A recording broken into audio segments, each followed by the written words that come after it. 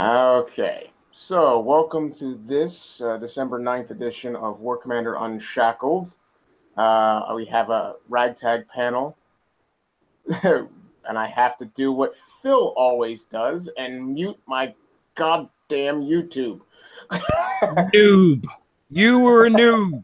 I put you in charge of one show and you fuck it up. Well done. It's because you're here. All right. So I think he's taking after Hunter. yeah. Okay. So with me tonight on this episode, I have the great David the Douche, Daba Phoenix, our secondary resident music side moderator, the lovely Skip Jack, our queen moderator on forum moderator.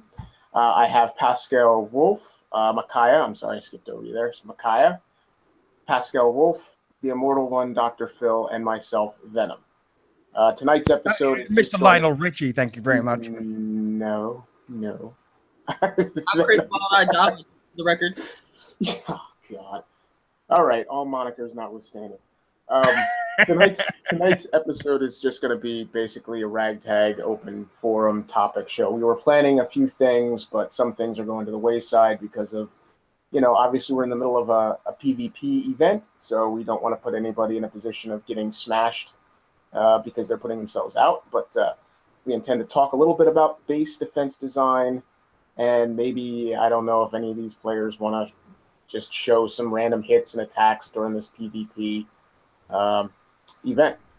The rest of it's just going to be us spitballing and shooting the shit. So I hope you all enjoy. And if anybody wants to start off with any topics or discussions, yes, that'll be me. I think that's Dr. Phil is Q. So, yeah, it's my cue to issue a brief statement before. I don't plan on being here for the entire bloody show because fuck that. But I plan to come on this evening and issue a brief statement. If there are people that are already aware of it and people that already aren't, but if you are aware of some of the shit that has gone down between certain people and myself recently, no, I'm not disallowing anyone who's been on previous Unshackled panels that I know to be clean not to be on the show if you're in a specific clan. It's not the way Unshackled works. It's not the way Unshackled has ever worked. And as far as it goes to say I'm pushing people towards other shows, i.e. BV or Roy's Situation Room, if you want to go and do that show, you go do that show. But I guarantee you, if you go on one of those shows, I will not allow you on this one again. I have no problem with you being in whichever clan or what has ever happened, but if you jump ship, you're gone. I don't need to hear that bullshit from anybody. I'm not kicking anybody out. I haven't kicked anybody out. I don't need to kick anybody out. It's not an acceptable practice for you to start spouting shit behind my back when you think I'm not paying attention. I see everything. I hear everything. I know everything that is going on that you think I don't. Cut the crap, play the game, or shut the fuck up. Enjoy the rest of your show. Well, that was succinct and to the point. Okay. That about says that.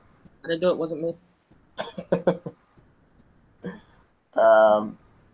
Like I said, this is pretty much just going to be a shoot the shit show because what was originally intended kind of isn't going to happen. So, what can we discuss? Since I don't have a parameter. Yeah, well, yeah, Warpath. How much glue goo do you have? No blue. My goo is clear. How is everybody's Warpath going? Are you enjoying this event? I mean, and how are the payouts working for you in relation to your level and the players and their levels that you're hitting? Because I know that they've adjusted a little bit since the previous two renditions, and this is only a single Warpath run as opposed to the split one we had last time. So, what is your take on that? If you want to start off, David, and then we'll go down the line. Well, I would love to, but I'm in the middle of hitting a base, actually. You can't hit and talk at the same time. Okay, I fine. was gonna say, I'm not in the middle of hitting anybody. No, actually, We can go backwards. I don't know how your panel looks on your end compared to Oh, mine. you can start off, dear ladies first. okay, ladies. Oh, you're so sweet. Okay, so let me tell you about what I've seen as a player / moderator, admin, even on some of the pages. I saw a lot of people complaining about how hard it was to do X, Y, and Z. I saw a lot of people saying they couldn't get any more because they were running out of targets to hit. Jesus H, I'm allied with so many people. It feels really bad. If we could hit one another, it'd be so cool. You can. Okay? So guess what? Go to a sector where you have allies. Get a hold of the sector admin. Get your own clan. Line yourselves up and do a round robin. Do whatever it is that you need to do, because how many times have we said, I mean, I see this on so many levels. Number one, it teaches low levels how to attack. It teaches people who don't do PvP how to PvP. If you get pissed off because you don't have a battle replay like we have in every other fucking Kickstarter game, but we don't have it in War Commander, it's a perfect opportunity to get in with your clan and live watch how well your base does, watch somebody else's tactics, and learn from someone's mistakes or someone's strengths. You can learn what is strong on your base and what's weak on your base. You can see somebody bring something in that you totally wouldn't have expected them to bring in. How many times have you gotten a battle log and you say, how the fuck did he 100% me with this, this, and this? It's a perfect freaking opportunity. You can sit in your own sector with your own alliance and your own allied alliances and just round robin one another. You will not be disqualified from the event. Kickstarter actually encourages it. It's a perfect opportunity for especially people who aren't good at PvP, or your mid-level players that are about to become high-level players that say, well, you know, I'm more of a farmer because I'm not really good at PvP. I don't want to come with you when you jump on the war because I'm not really good at PvP and I get bored type sniping tunes after a while, get tired of my base always becoming an attack fodder. This is a perfect example of an event where you can earn honor and you can hit each other. Now, you can't do it over and over. That's why, you can only hit somebody one time. But you can round robin it. It's not that hard. If you've got 30 people in your alliance, round robin it. And pop your bubble on the next person. And then have a chance at it. If you don't think that you can handle it, have the person pull their base defense tune. You're still going to get infamy. But you still have to beat the base. It's a perfect opportunity to learn better PvP skills. And for the base person who never gets to see their base hit live, because they're always working, and everybody who complains about, oh, it was just an offline attack, you would have got me if I was lying. Well, now's a chance for you to whip out your balls and prove it to me, motherfucker. I'm going to come hit you live.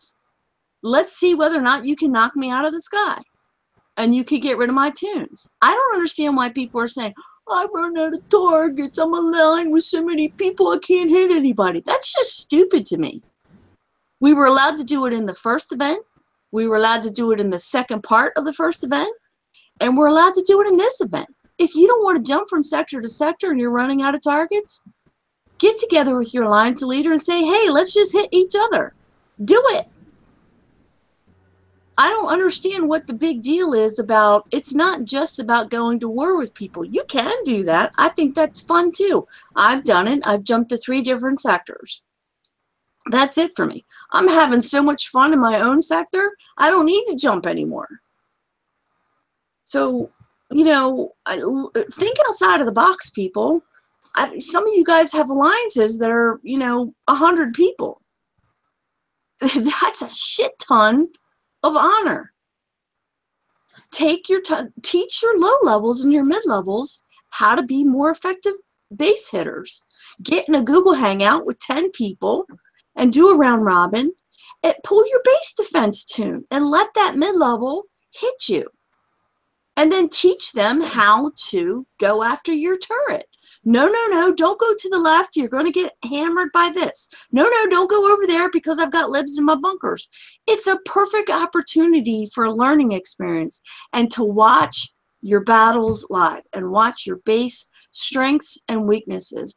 And then maybe one of your alliance mates has a little trick up their sleeve and they're going to finally figure out a way to flatten your base. It's a perfect opportunity. And in the end, if you end up being in the platinum division or the gold division and you get a trophy and you get tokens out of it, well, I say, well done you. And it's a great bragging right for your alliance because somebody in your alliance got into that division. Think outside of the box, people.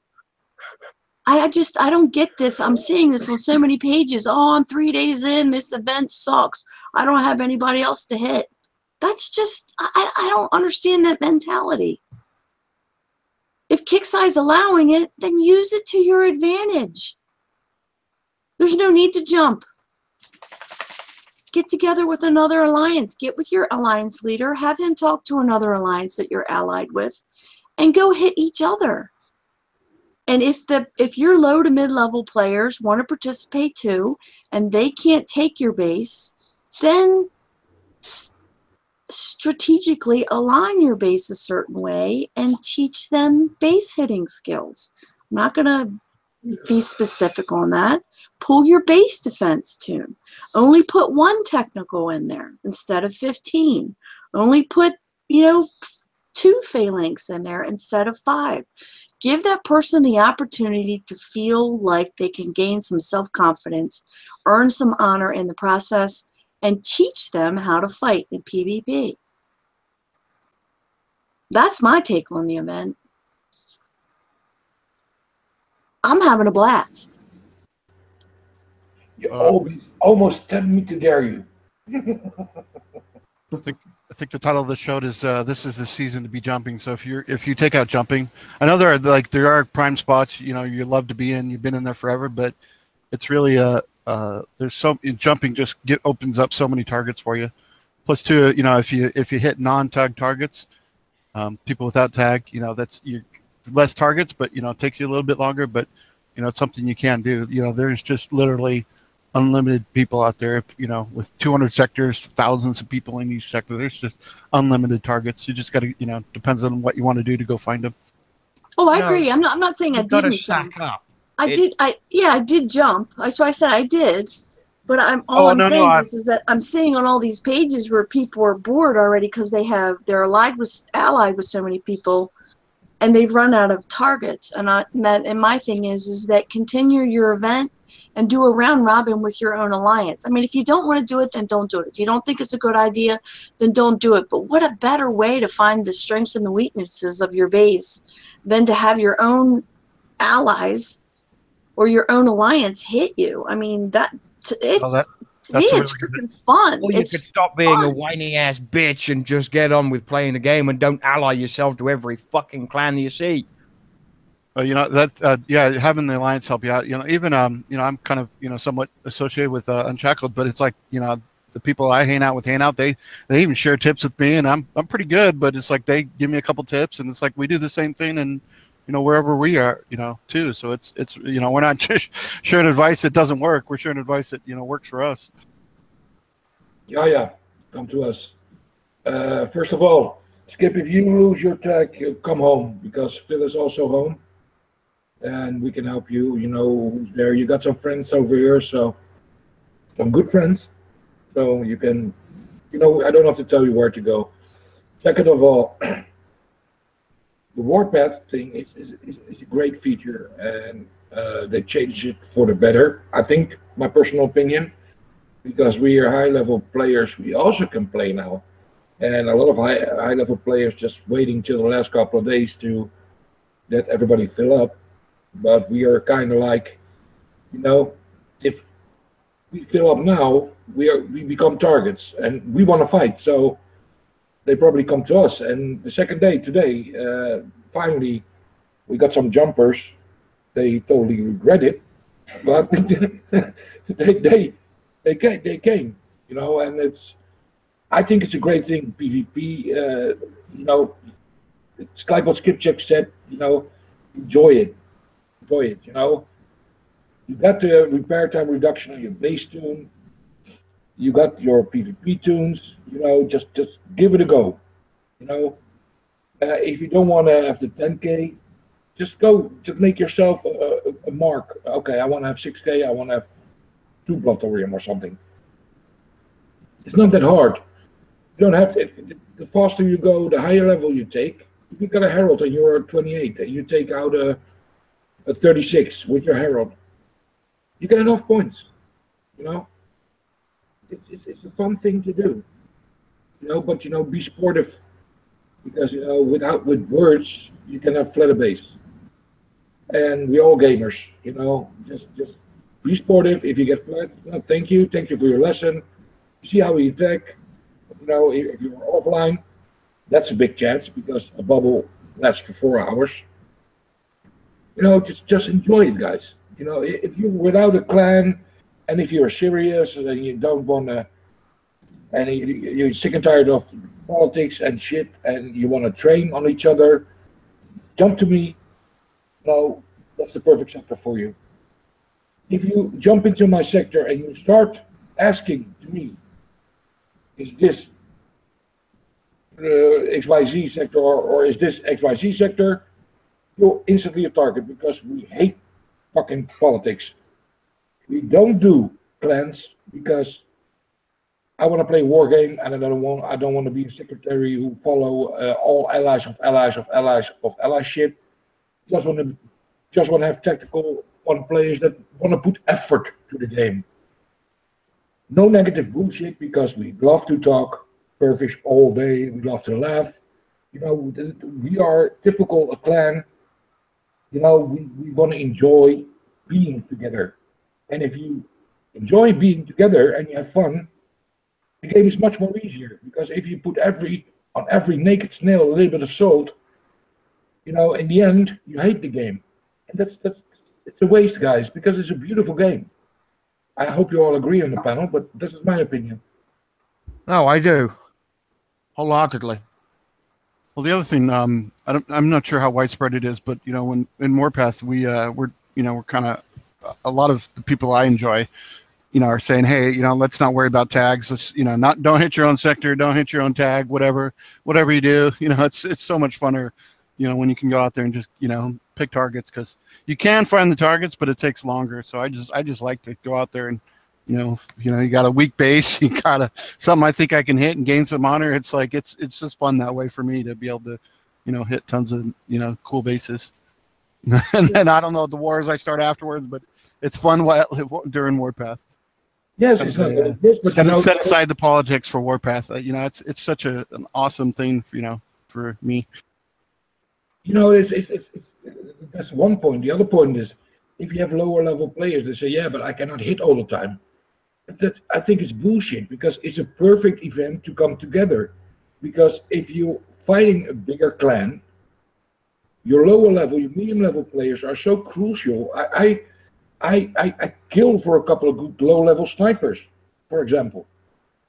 You know, it's not that you have to flat a base. You know, if you are an organized clan, you know, you have your low level snipers who snipe for you, that you find your way into a base, and they don't have to worry, because you repay their Thor, you repay the res, you repay their honor. So if they get flat, yes, but it's a learning process for everybody. We started like this. I started alone. I got whooped my ass over and over and over again to where I am now. You know, it's a learning process. Plus, you know, like Skip was saying, you know, helping out your low-level members, letting them hit you, gets them the medals from the payout, and in the end, and get some blood thorium, which is the best resource in the game. So they can level up, you know, one of their heroes to level 2, and they're going to be that much better and be able to help themselves eventually too. So it's a win-win for those people. It is, because I mean, just to go, and I'm not trying to interrupt, but if you think about it, you know, Kick Size changed the event style in December. It'll be the same. It always is the same way. The event style stays the same for 3 to 4 months. So most often 4, but it stays for at least 3 months. So there were a lot of people that were upset about, not having enough tokens. They couldn't get past, such and such defensive wave. So again, it's a perfect opportunity for them to learn about the live while they're watching, instead of looking at a battle log and wondering, how did this person flatten me with just one unit? Live, it's a perfect opportunity for them to realize what the strengths and weaknesses are on their base, so that you're not just telling them, put this here, put this here, put this there. If they don't get to see what happens to their own base when they're being attacked, then they never understand the tips that you're giving them in the first place. For some people, they really need to connect those dots before the light bulb goes off. So then that starts helping them, because none of us can help each other during a base defense or during an event. So if you teach them by doing this during this kind of event, not only are they earning, well, obviously not for base defense, but we're working on that. We have made that request, that if you can't one-star somebody, but that could be easily manipulated. But we're trying to get that work in there, that you would get some sort of award for having a kick-ass base defense is my point. But you can see how that would be manipulated. But teach them how their turrets work. Teach them how hiding units behind their trophies work, if they have trophies. Teach them how to hide things behind their command center or within their walls, or how to spread their base out more, or why they would spread their base out for this kind of event, but maybe compact it for an onslaught or an invasion event. Teach them things like that, because that's only going to help them get stronger and get farther in the event, which means you don't have to carry them so far, and they become better players because they learn about defensive waves, they learn about how their base works, they learn how base tunes work. You can show them how to put their stuff on fist. You can show them how to keep their things on defend, and while you should put things on defend, what units you should chase out. Hey, I'll talk about the first time that Shadow Killer and Jano met for the first time. And it was me as a moderator, and Tech Ninja Des, Jordan as a moderator, and Jano, and we were in a Google Hangout. And Shadow Killer was the bane of fucking forums. And Jano says, watch this shit. And he went and sent the link to Shadow Killer, and he met Jano for the first time. And we challenged him on PvP. This was just our own hangout. Challenged him on PvP and showed him what a noob he was, schooled him on how bad his base defense was, and schooled him on how anxious he was to constantly come out and chase shit, which of course constantly coming out and chasing shit, especially on certain kind of units, is not a good thing to do. So he got schooled. And you've heard Shadow Killer talk about it on all the other shows about how he got schooled and he learned from that experience. Shadow Killer was a top level player then, but Jano schooled him on his own impatience. It's a perfect opportunity during this event for your lower to mids to learn about their own bases, because you cannot help them with base defense when it comes to an event. And you want your alliance mates to get farther in the event, and you want them to do it on their own. And if they can't get far in base defense, eventually they're going to hit that one base during the event that's a one-hit wonder, and they can't go any farther because you can't prep that base for them. So why not teach them to be stronger in their base so they can get farther on their own, which helps build their confidence on how their units work. And then if they still need help with the attacks, yeah, you can prep a little bit, but guess what? You taught them a whole shit ton of stuff inside their base, which will help them with PvE in addition to PvP. It will help them learn how units work. And that, to me, is an absolutely invaluable tool for an alliance. I want to add something to that. Before everybody jump to my sector, that I'm going to help them, there's a difference between help and help, because I totally agree on what Skipjack said. But I'm at a certain stage. I don't mind helping people, but I do it my way. I'm not prepping any base. You can ask Dr. Phil. I'm not doing that shit. I'm not going to spend my gear to spoon fed you because you learn nothing. For special units, if you are my clan, yes, we do that. We prep the bases. Don't, because you're family. That's our point. But if you come as a friend, I will take you to the Google Hangout. We go together into a base. You show your tactics. If you fire a bullet, if you put effort to it, I will help you. If you scream for help, you come there and there's nothing killed, I go straight back home and I say a big F you. But if you want to help, you have help from my advice. And if people say, yeah, that doesn't have to help for me because I don't kill that base, then you're not in my list. It's me the hard way. I teach you, you learn, that's it. Schematic, same thing. Schematic for the workshop. If you ask me, what's the best schematic? I go to a hangout with him, and we're going to read together what text do. Then I ask him, what do you think is better for your gameplay? You want to have cryo immunity, or you want to have mine immunity? Then I let them think, and then they give their own answer, because they know. It's also lack of laziality, I always call it. You know, people don't they want to have everything for free. The lower medium level players these days, and that's why I don't focus on them so much. They get spoon-fed by Kixeye itself. They get good units for a dime and a nickel. We have, the upgrade times are half the times that we upgraded our mega tanks, for example. You know, and you know, they're kind of spoon-fed. They get the newest units, they get the Gen 1 units, they get the Gen 2 units, especially for full the Gen 3 units.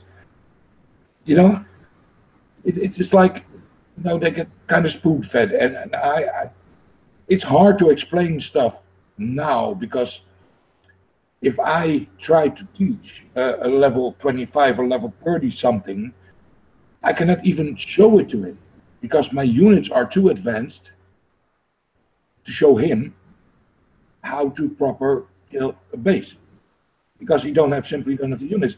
If I tell Phil, come Phil, take your jugger, we go there. My jugger is maxed. His jugger don't. It's Omega these days. It finally hit there last week. Yeah, but you know, I want to explain something. So Phil misses 30 space for 30 range, for example. He cannot do the same thing with his jugger like I do. So I can show him how to work with a jugger, but to get both. Not everything works the same. Exactly. So it's kind of hard, and that's why I said, I find a new way, come in a hangout, I will show you, I ask you what level is your unit. It's a simple thing with the jugger, count the wall blocks, you know your splash damage. If I, with my jugger, have 550 range, I need probably to hit the third wall block. If your jugger is 500 range, you probably need to hit the 7th block to get the splash. You know, and that's something, simple things, you know, and that's help. That saves you repair time. But I'm not gonna drop bases all day, 30, 35, 60s, 80s. I'm not gonna do that, because it's not help. It's not really help. That's my point. Overall, too, that it's not just War Commander exclusive. Any PvP game, you know, it takes help from other people to learn how to play the game. To, you know, because it's not just PvP. It's not just how to play the game, but it's like how to do it better and try different strategies and stuff like that. Plus, too, I think Pascal was talking about the fact that, you know, like, you know, cryo versus mine. It's like it's based on.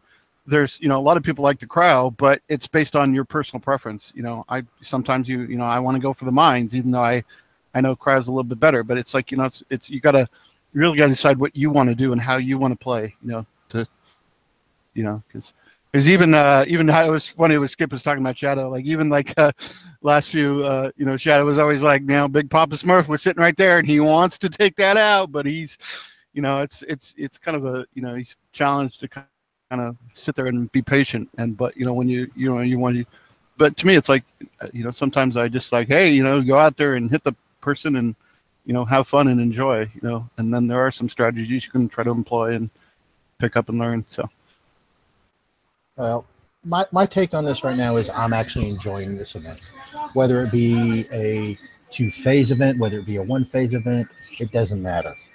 Now, hitting other people, it happens, you know.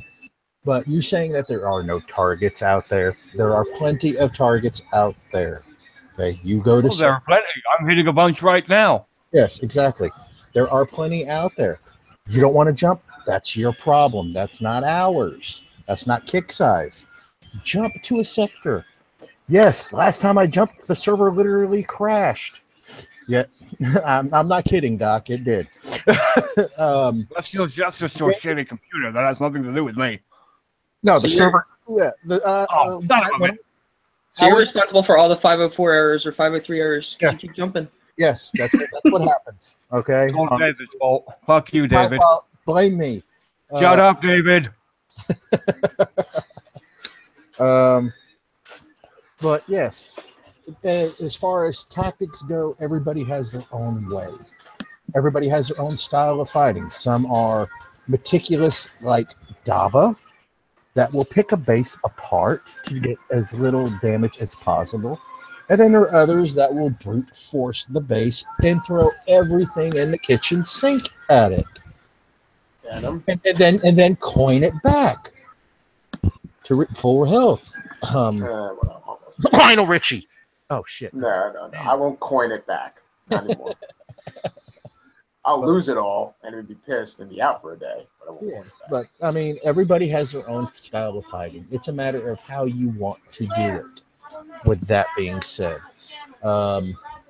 it is possible, most likely, to get enough infamy in one sector, or honor in this case in one sector. But in most cases, depending on what you have in that sector, untagged, tagged, allies, enemies, it doesn't matter. You're going to end up probably having to jump to a different sector. Go to a sector where Please don't my face. Can I say something about this? Go for it. I've been through many sectors, and I've found that if you're trying to get the most honor per hour or honor per your time, find a bunch of people that you can hit. Just like sit in a bubble. You know, whether you get hit by enemy or whatever, get your 4-hour bubble, go in and just start looking for stuff, and find all the targets that you can hit. Send a buggy to their base to kind of test the waters to see if any fish are biting. And if the locals don't bite, if the locals don't notice you, don't worry about it. Keep your chat off. Or I'm sorry, keep your chat on and memorize your base chord. So this way, just kind of keep an eye on it, but don't speak in chat. And just send buggies around, and for just looking for bases, bookmark them. I go to a sector, spend 20-30 minutes just looking for every single base that I can find that would actually give me any decent honor. So the minimum I would need for a base to be worth my time to even look at was 78.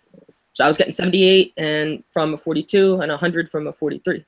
So then I would just sit there and look for those and even higher, 44, 45.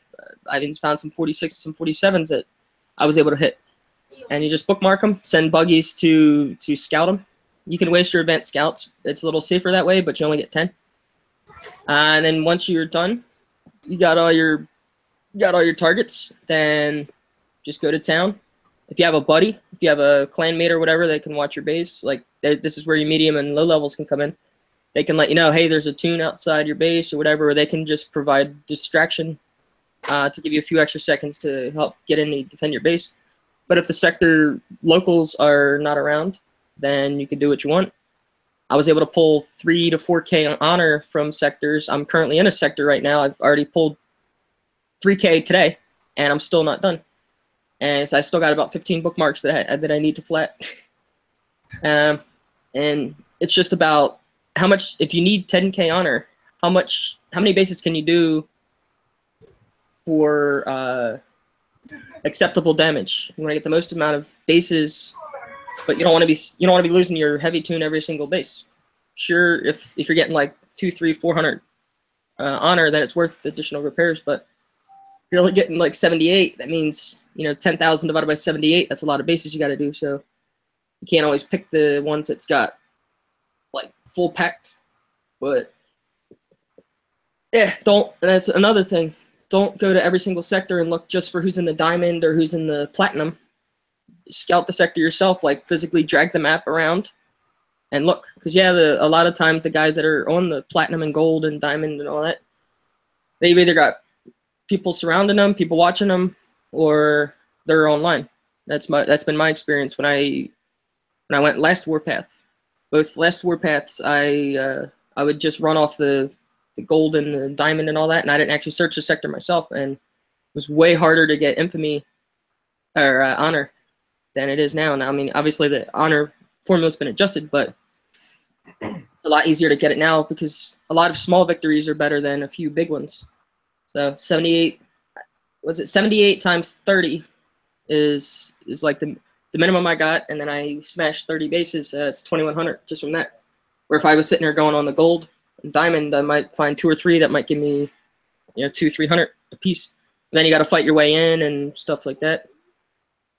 And if you got to fight your way into a base, just scoot on by because you don't want to let the locals know that you're there. And the least amount of don't hit base tunes. Don't hit base tunes or just random tunes on the map because they don't give you honor. So you have to be strategic about picking your targets and being wise as to how you use your resources, whether it's your time, your units, because stealing depots and hitting tunes, they don't give you honor. Bases do. And if you think that you can't, if you think you can't 3-star a base, then, I mean, even if you 1-star to 2-star, you'll still get some honor off of it. So, yeah, and you got 199 sectors besides your home sector because, I wouldn't expect you to hit your home sector. So you got 199 sectors with each has got at least 100 players in it. I mean, I'm sure there's way more than 100 in each sector, but just saying 100. So you got 100 times 199. It's 19,000 potential people that you could hit, and there's got to be way more than that actually having bases in the War Commander. So there's no way that you've run out of targets. I've been hitting like a madman, and I still got plenty of targets, and I've only been to 2 or 3 sectors. Probably average about 300 people a sector for 60,000 players. So on a rough estimate of what we've seen, active players. So yeah, there's just so many. I've been in one sector forever, and it's I If still you're looking not at run the out of targets. I thing at the active players, that thing's been wrong for about 6 years. Just for Don't the pay record, any mind to that. Just for the record, with War Commander regarding Warpath, I don't worry too much if they're active or not. As long as I see a base on the map, it's fair game. I mean, there's extenuating circumstances where I won't hit a base, but basically, if it's on the map, I'll hit it. If it's going to benefit me in some way, I'm going to hit it. Pretty much. If it's not friendly to me, it's a bloody target. And that's it. That's all it should be. See, there's a question in YouTube saying that as your personal honor goes up, the honor that you gain goes down. That's how I'm reading this question. So when I hit 70 or when I hit a 42, it plateaus. When I hit a 42, I had like 5,000 honor, and I was getting like 78 from him. And from 5,000 to 10,000, I was waiting for it to actually decrease, but it was still giving me 78 from 5,000 to 10,000 because I was like, all right, I'm gonna have to boost it up to maybe 45s, 46s that are now gonna give me 78, but 43s, 44, 45, they all give me 100 plus, and a 42 for me. They've been 78 for 2 days now. They were actually 100 when my honor was lower. And then as I got honor, yeah, like Duck said, it seems to plateau because like I've been smashing away and I haven't had it go lower than 78. Now there are bases that will give me 0. So like as the level goes down, obviously the amount you get goes down. So like I think I can hit a 30 or a 40 for like maybe 15. But then anything lower than that, I get 0. But I'm not gonna waste my time hitting 40s when I can hit 42s and 43s because I'm a numbers guy, as many of you guys know. So I always try to figure out. I'm an efficient guy, so I try to figure out the least amount of bases that I can do for the most reward for my time and honor. Yeah, the way that they stated, to paraphrase, the way they stated the reassessment of the honors payout in this run versus the last one. As you went up, yes, in the first issue, the greater you got, it started to dip, because the largest mathematical equation for whether or not you gained was based on the disparagement between your amount of honors and their amount of honors. But in this one, they've changed that equation a little bit. So your level of player, like 42, 43, isn't as big a factor as a 43 with 2,500 honors versus a 43 with 0 honors. So let me correct my former statement. The first one was more about your level difference, your level of player. This rendition is more about the level of honors you have versus the player you're attacking. So that plateau you see is because you're now attacking within your own weight class. As far as you're a level 43, he's a level 43, or she.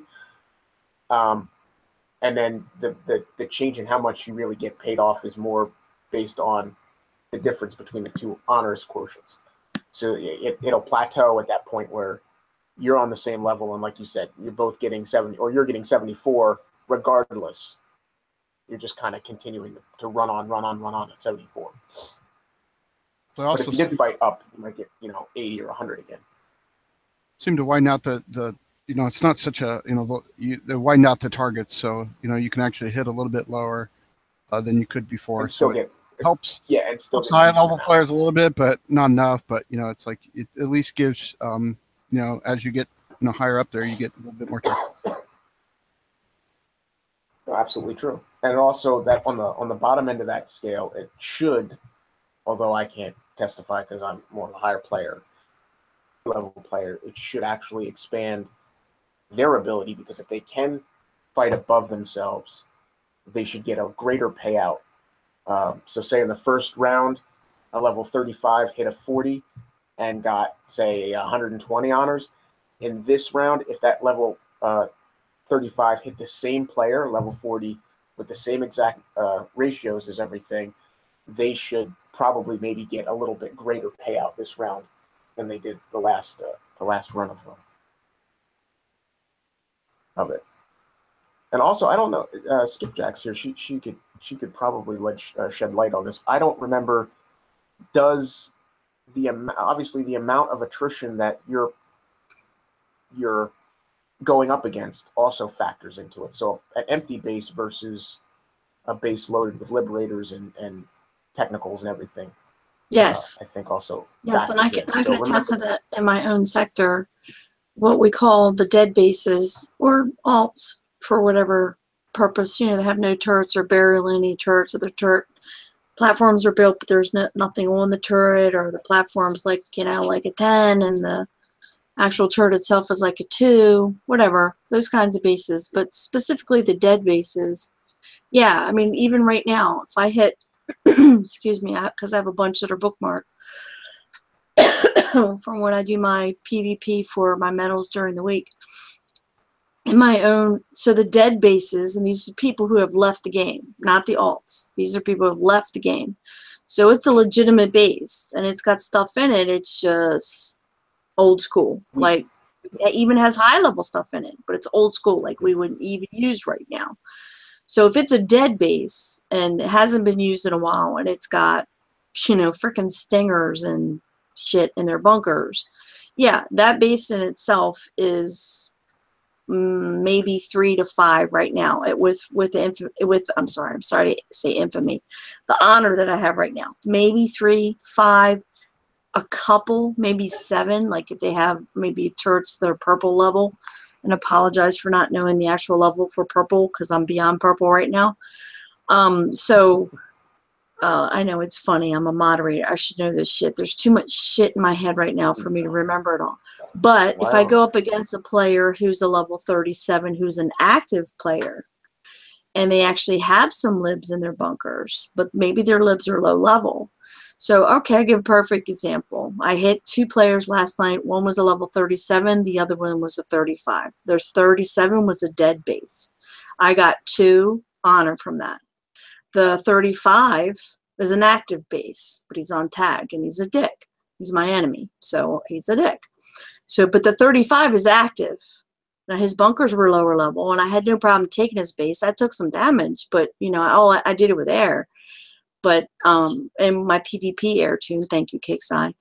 But I got more honor from him, a 35, because he was an active player. You see what I'm saying? As opposed to the dead base player. Now you could say, oh well, the dead base player doesn't have any honor because he's not participating. Yes, but because the way the event is set up, you still get honor even if you hit a dead base. But the fact that I hit a level 35 that was an active player, I got more honor. I think I got 17.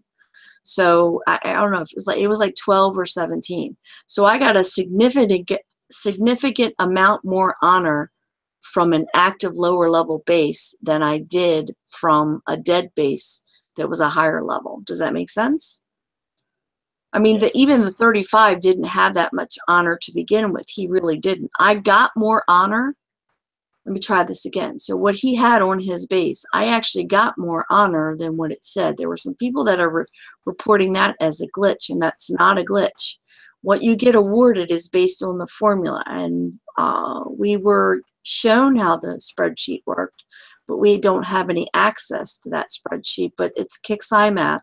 But it was actually an honor in a meeting for us as moderators to actually see that spreadsheet and watch that formula, to put some pretend numbers in there so we could see how that formula works.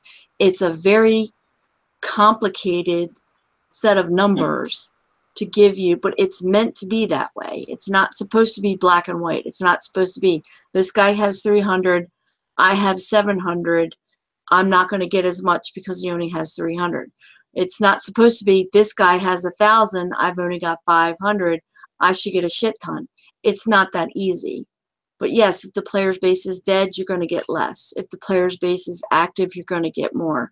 But again, it's not even that black and white. So I don't, without revealing the formula, which I would be violating my NDA if I did, without revealing the formula, there's many, many factors that come into play. Many. Hopefully, maybe we can get Wrong Thinker on a show, and perhaps after Warpath, and have him, if not shed this spreadsheet, because they'll change it every Warpath they decide to do. If not share the spreadsheet itself, actually share the formulas that they use. And I think that will help everybody for the next Warpath event to understand that it's not black and white. It's not an A and a B issue. You know, I wouldn't even request him to share the entire mathematics and the equations for it.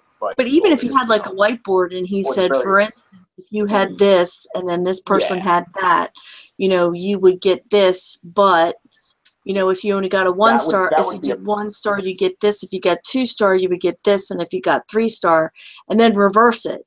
And then say, okay, but let's reverse it and say, let's say it was in reverse and that player had X and you had Z.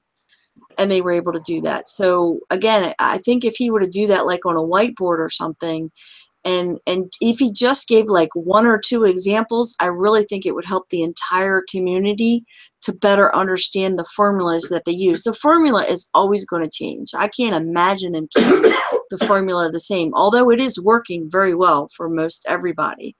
But I'm sure the formula will always change every Warpath event. Nothing, almost nothing, except for glitches and bugs, is constant when it comes to Kixeye.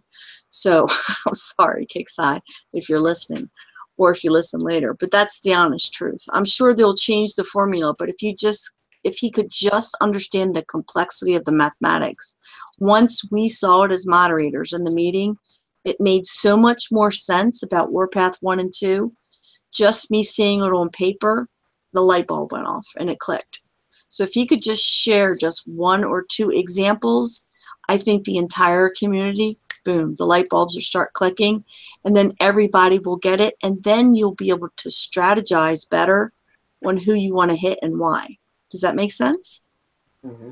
That would be very, very helpful. And I know when he originally came out with this and discussed the proposal for this before the first one went live, a little bit on how it would work and how it functions.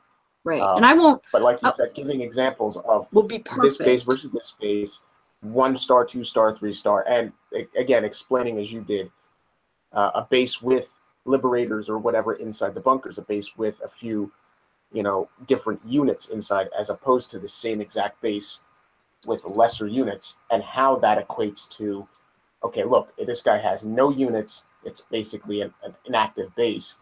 You're going to have, just as a round number, say a 30% decrease in your exactly. payout. However, Exactly. if you did the same exact base design, this guy here, which is actually two levels lower, but is an active base, and he has low-level liberators, and he has some acolytes, and he has this in his base, even though he's 2 levels lower, you're going to get 30% more. And I did. Than you did in the I was previous shocked. one. I was actually I was surprised, because what shocked me is he was only 6 hexes away, and I'm like, oh, because he's one of my 5 out of 5 every week for medals, and normally he's always in a bubble because he's a dick.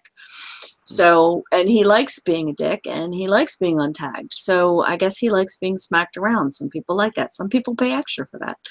But I was surprised he wasn't in a bubble, and he was only 5 hexes away from this other one. What surprised me even more was when I hovered over his base, I was like, okay, that's weird. And I thought to myself, no, that can't be right. I'm like, well, shit, I'm going to hit it anyway. So I went ahead and I hit it, and then I thought, oh, well, crap. I remembered what we were shown in the meeting. I'm like, of course I'm going to get more infamy, because it's a defended base, and he's active, even though he's 2 levels lower. Now, did I calculate the percentage?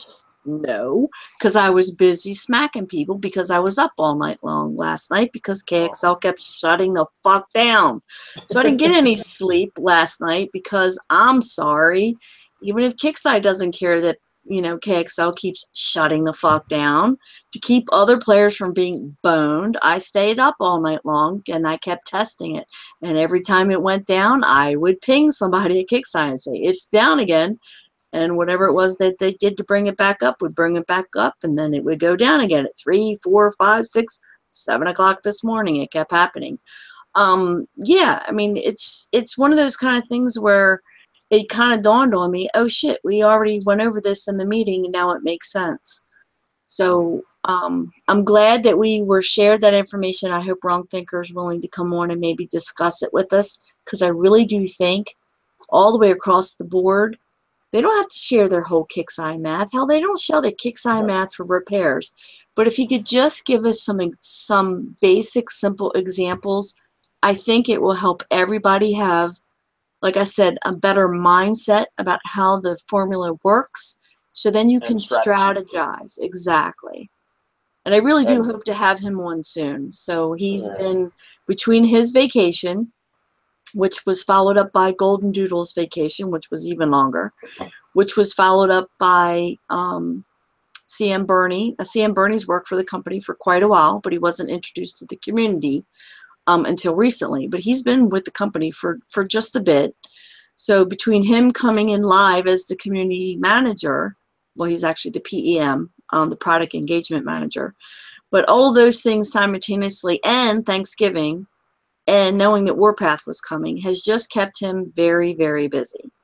So he has expressed that he wants to come back on the show. So please make a mental note, both Phil and to you. I know Phil's not here now, but just make a mental note, and in case I'm not available, write it down somewhere. I will actually shoot him a PM right now on Skype, because he's not on this weekend. But I'll shoot him a PM and say, hey, would you be willing to come on the show and share this information? Because I know they're going to change the formula for the next event. And let me speak to that. I'm sorry. I know I'm talking a lot. But remember back when he talked about it on one of the other shows, there was a Warpath 1 and there was a Warpath 2. And, of course, there was a reason for that. Consider that live testing, which we have asked for, like, forever. So there was a Warpath 1 and there was a Warpath 2, and he spoke specifically on the show that they didn't change the event mid-event, even though there were some things that they could have done to make Warpath 2 more enjoyable. They realized that it wasn't fair to change it mid-event. So I applaud them for that. I applaud them for applying all of our feedback into this event. We didn't get everything we asked for, but we did get a shit ton that we did ask for. I'm glad that they made a tweak. I noticed it. They're probably not going to admit it, but there was a tweak to that formula between Warpath 1 and Warpath 2. So Daba's more anal about numbers than I am, but I noticed the percentages. So they must have done a tiny tweak to that formula, and because it did change a little bit, so the second part of Warpath 2 was more enjoyable than the first part was. But I think they applied all of that to this event and made this formula more attacker friendly. Yes, it was more well-rounded. Is it perfect? Of course not. Is it exactly what we want? No. Even Wrong Thinker has said that Wrong Thinker and Bernie have both commented on forums when the event finally, when they got the wheels back onto the bus and released it the way it was supposed to be, they both commented that it wasn't perfect, but it was a lot better than the last one. And they'll make more changes for the next event. They're willing to listen to what we have to say. But I think having him explain it first, so some light bulbs start going off on top of people's heads, will stop the unnecessary questioning of the formula in the first place. Does that make sense? Well, I think if there's a display issue between what we actually get and what the Warpath is displaying, we've commented a few times about that. I'm not. I need to get more data on that, but it's like if that's we should just have the final exchange value. You know, it doesn't matter if I get 500 display value, but only earn 300. It needs to have that final number be displayed, because I'm getting different data, than what because and it might be based on that as well, where it's like so I'm just looking at someone just hit my base and they took 400. Did they actually only take 350? We just need that final number, because we don't. That is the one. So I mean that's the only thing. If that's true, then there's no point. There's no way. I'm going to calculate, even if I'm a crazy number guy as well. There's no way I'm going to try to calculate. It. But so if there's a final number, there's actually what's being added and minused, and then added to the attack log as well. That's kind of frustrating. And then I'm like, Daba's like, how much did that guy take off you? And I'm like, I have no idea. It's not in the attack log. I had to reload various scenes that, wouldn't let me see what happened. So, it's to speak to that, I absolutely agree. That you're 100% right. Having, as Skipjack said, the fact that you actually could earn a little bit more than even it's stated that you were slated to earn. So say you shuttle over it and you're viewing it, you're using an advanced scout. It says that you're slated to get 150 honors off this player, but when you finally attack them, you might get 175.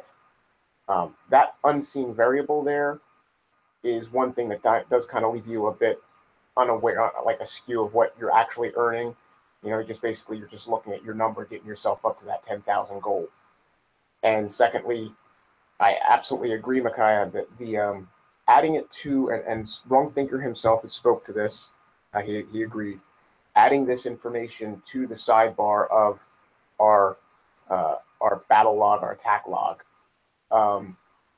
would be beneficial, and is something that he at least stated, not that he's remembered. I mean, it would be good to remind him, but it is something that he stated would be a good addition. But again, I caution players, this will all probably not come until the new system is finalized and they can inject it into the game. As it stands, damn you! I was going to say, damn you!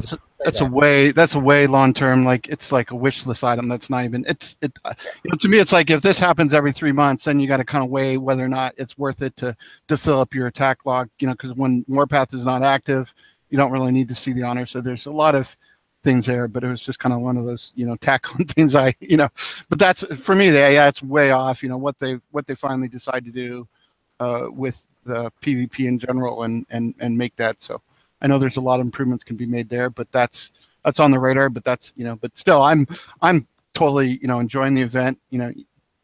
As it stands right now, it's amazing and more improvements and tweaks. And I mean, I can definitely feel the high level problems. We haven't really hit on that, but it's like I definitely see that on the forums and people are talking about it. A lot of the higher level friends that I know are struggling with that still. But that's, that's something that Kickseye has to look at and say, is that something that they're concerned about? Because I'm a 42, so I'm like, I'm in that golden, but as an aside, the top level player, I think he's level 31. So that's just not, it's kind of not cool, but I mean, it's not, I don't know. It's kind of like what they have to decide what they want to do. Yeah, it doesn't feel right, but then again, it's like, I remember the days when everybody hovered at that 35, 34 level. They didn't want it. They didn't want to go above 35 because the minute you went above 35, then anybody could attack you. You were just in that lion's den. And now I'm a 44, so it's like yeah, I'm all happy for the 40s and 38s that are at that level. They're it's 25,000 honor. That's all you need is 10K. That's my goal. 10K and I'm out. And make sure I have enough for that final cutoff so I don't get below that. From attacking over the weekend, or by Tuesday or whatever it is. Keep in mind that the bubbles last for 4 hours, so timeout. What if somebody hit me and how many more 4-hour bubbles can I get before the time ends and stuff like that? My biggest concern is being the late start and the extension, correct, to Tuesday. It's slated to end on Monday. Now it's going to end on Tuesday. Tuesday, 1 p.m. Eastern. Yes. So it was bad enough wearing, tomorrow night, Sunday night, having to basically be able to confront the fear that between Sunday night going to bed and coming home Monday afternoon from work, whether or not I'd still have whatever number of honors I'd earned, or how much would have been shed from me with attacks on my undefended offline base during the period when I was away. Now I actually have 2 days of this. So on Monday evening, I'm going to have to take a last push to make sure that I keep a buffer, because I know, any smart tactical player who can log in during their lunch break, who don't have a government job like I do, that I can't be messing around with computer games while I'm at work. They can come in and smash everybody while people are at work, or people are, with the kids making breakfast and going out to lunch or what have you. So, be aware Tuesday is going to be, or, Monday night and Tuesday early morning for the other time zones, like people in Australia who will have that. For us, it's like 7 p.m. For them, it's like 2 in the morning kind of crap. That's when you're going to end up getting most of your honors.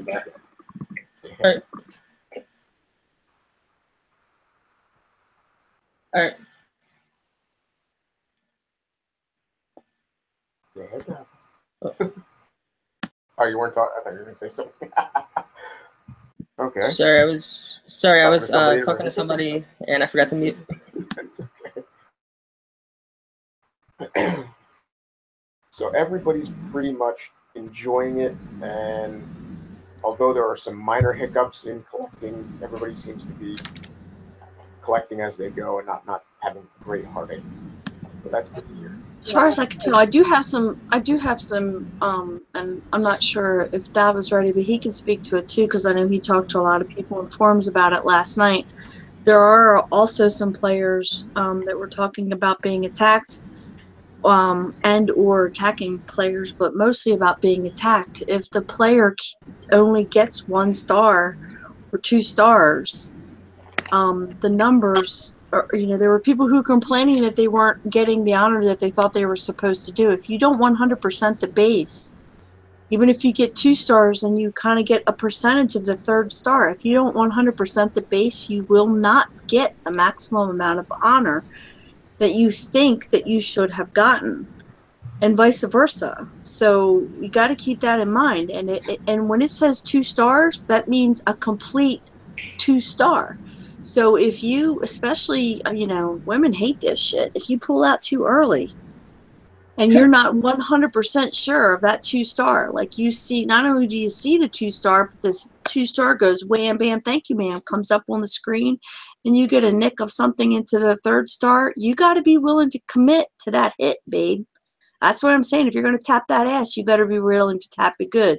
If you think you're going to lose everything and not be able to get a 3-star, and you're just going to go for 2 and settle with the honor that you have, you better be damn skippy sure that you've at least pinched yourself a little bit into that 3rd star. Because when they say 2 stars, it means that you get 2 complete stars. If you end attack or you jump out and there's a little bit of a delay, and that information doesn't get sent to Kixeye 100% that you got your complete 2-star, that's on you, sweetheart. That doesn't have anything to do with Kixeye. So if you don't get that full 2-star, if you get 1 star and 3/4 of a 2-star, I'm sorry, that's $1.75. It ain't $2. So however you want to look at it, pick any currency that you want to pick, or $1.99 or $1. We'll use the Walmart thing. $1.98 or $1.68. I mean, that's if you don't get your 2 stars, if you don't get your 3 stars, even if you got 97% of that base, you didn't 100% it. You do not get credit between what happened between star number 2 and star number 3. You get credit for star number 2. And I've got a bunch of people arguing about it in forums. No, that's not how the formula works. It clearly states 1, 2, or 3 stars. It's not a percentage in between. So if you don't think that you think you're going to lose your ass in a base and you've got 2 stars and you don't think you can make it to 3, just freaking finish, because you ain't getting any more honor. And stop coming in the forums and whining about it. Stop sending me PMs and whining about it. Well, but I got them for 97%. 97% is not 100%. Yeah, it can't be any plainer than that. Yeah, when you post the log, 98% and 99% and 100% will show destroyed. You destroyed the base, but it's still only a 2-star as far as payouts. Exactly. It's still only a 2-star. Exactly. That's you can't get any more clearer than the event notes. It's so crystal clear. I mean, yeah, okay. So because the way that we play normally, Kixeye's not going to completely, other than the bubbles, Kixeye's not going to completely change the format of the game. Yeah, it shows the base is destroyed because you pretty much did almost completely destroy the base. But again, the formula is based on a 1, 2, or 3-star system. So this whole semantics of it says base destroyed. It wasn't a 3-star. It wasn't a 2-star. You get credit based on how many stars that you get when you hit the base. Period. It's so simple. I don't understand why people are making it so complicated. I had what's his name, Wolfie, a while ago. He's gonna love me for making this comment, but he hit my base for some reason, and I hid my radio tower. So he destroyed my whole base, and he could not find my radio tower. And so he got like 98%, even though my whole base was destroyed except for my radio tower, and he still got 2 stars. So it showed 98%. Yeah, Skip did a good job talking about the 2-star and the 3-star. I've hit that part too, where it's like I'm at 99% base, and it's base. The tunes aren't leaving the base. That's so you use up a cleanup crew, like some. Whatever you use for your cleanup, and then use Ruby. They tend to, and make sure you get everything, because that's when you finally get that 100%, that equals your 3-star, which is it's actually pretty significant. I think Dab was talking about it's like 30, 60, or 100% of the total. It's like it's a massive difference. So you're only getting something like 33% of your total. Not the exact numbers, but it's such a huge difference. You're only you're getting such a. If I remember correctly, there was a post a while back, or it was on the show. I cannot remember exactly, but at 97%. So basically, if you have a radio tower, one building left, it will show destroyed. It will give them the 36-hour bubble. In this case, the 4-hour bubble, regardless of if you hit anything or not. But in most cases, it's going to give you the 36-hour bubble at 97%. Yeah, 97% equates to your full base protection, your overnight base protection. Right. Basically. So that being said, people that are complaining about, I'm not getting this, I'm not getting that, too bad. Sorry, you didn't 100% them. And Yeah, if, but still, that it's- 97% is a 2-star. and if you 99.99% is a 2-star. I've come literally to the twat waffle hair of flattening a base and run out the clock, the last minute, last second, and not been able to kill the final building as I rush my unit across the base to kill it, and not gotten the full 100%. And it is the most demoralizing thing in the world, but Yep. it is what it is. Yeah. It is, and if you actually look at the way the PvP, the honor, the infamy payout, it is your bulk of your infamy that you're going to get is that last That star, last 1%. Yep. the last whatever it is. That is where you get the bulk of your infamy. You get half for the 2-star, and then you get another half for that third. Mhm. So the first star you're getting 25%. The second star you're getting another 25%. That third star you're getting 50% more. That's your 100% right there. I just want to address a comment on YouTube. No matter regarding Warpath, no matter if you're 1-star, 2-star, or 3-star, it's still going to give a 4-hour protection bubble. If you deploy and then end attack. Well, that's a personal bubble where you can't. That'll be the duration of the Warpath. I guess I should have. Yeah. If you Yeah. You don't even have to deploy as long as you attack, and in that attack, it's a permanent bubble from the person who attacked you. So Yeah, kinda, so that's one of my favorite features, that permanent bubble. I know it's difficult to work with, but it's just one of my favorite things. I can make fun of Daba all I want, but he can only hit me once. well, until the Warpath is over with, and then he can just smash you every day. It drives me crazy. Then he's got to find me. It drives me crazy that for some bases, like the more difficult ones that are packed, because like a base full of technicals, I would do 2 or 3 attacks with that, but you can't do that in Warpath. So I have to bring my whole tune and basically like one-hit wonder the base, and I'm not really an expert at that. I mean, because I don't like taking damage, and I try to do, like I said earlier, the least amount of damage per base, because I need to do a lot of bases. So, I could lose a quarter of my war rig on one base. It's full of technicals and destroy all the technicals, let's say. But then I got 4 bases for that, and then my war rig's dead, and I can't win about technicals for a while. I think everybody wants that. Let's repair. Corners, not corners. Everybody want a minimal amount of repair. It's not like corners are crazy and they throw in everything like kitchen sink. No, they also want to have less repair, because less repair means less coins. I think it counts for everybody. Well, less repair is more playtime. More engagement, Bernie. More product engagement is, the more we can engage with the game. Exactly. That's what we talked about last week. The more game time we have, the more we spend. Also, it's not. This is about coins, but if it's more attractive for people like 4 years ago that the prices are lower, more people will coin, so the game will get a good boost. You know what I mean? It's we get new units, we get new stuff, content, and the prices are really scary days.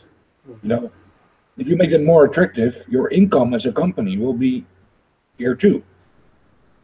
And I think if you own a game, and you own a company, you own a game, you want to have your players like WoW. They play 24 hours a day, because the more they play, your game is getting better results. So make that attractive for everybody. And not only for the people who really are addicted to this game, like me.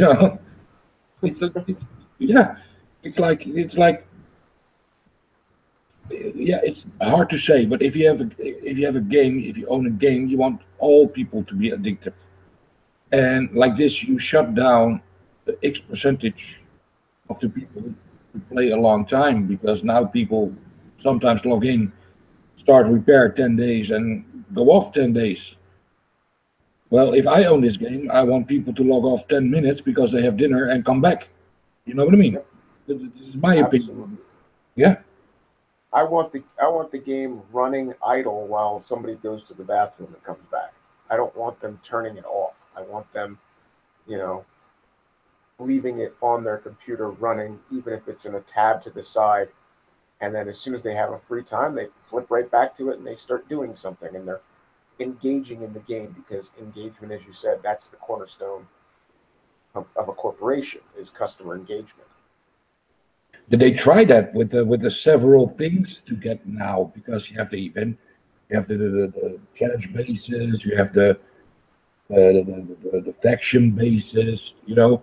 But it's not attractive for people to do them because See, that's where you're right. See, and you're right. That's the difference that they don't seem to comprehend. There's a difference between engaging your player base in playing the game and doing enjoyable things, and then there's a sidebar to what they're doing, which is instructing, not encouraging, but instructing the player base to be forced into doing tasks, scheduled tasks. I mean, Shadow Ops is not an engaging side activity.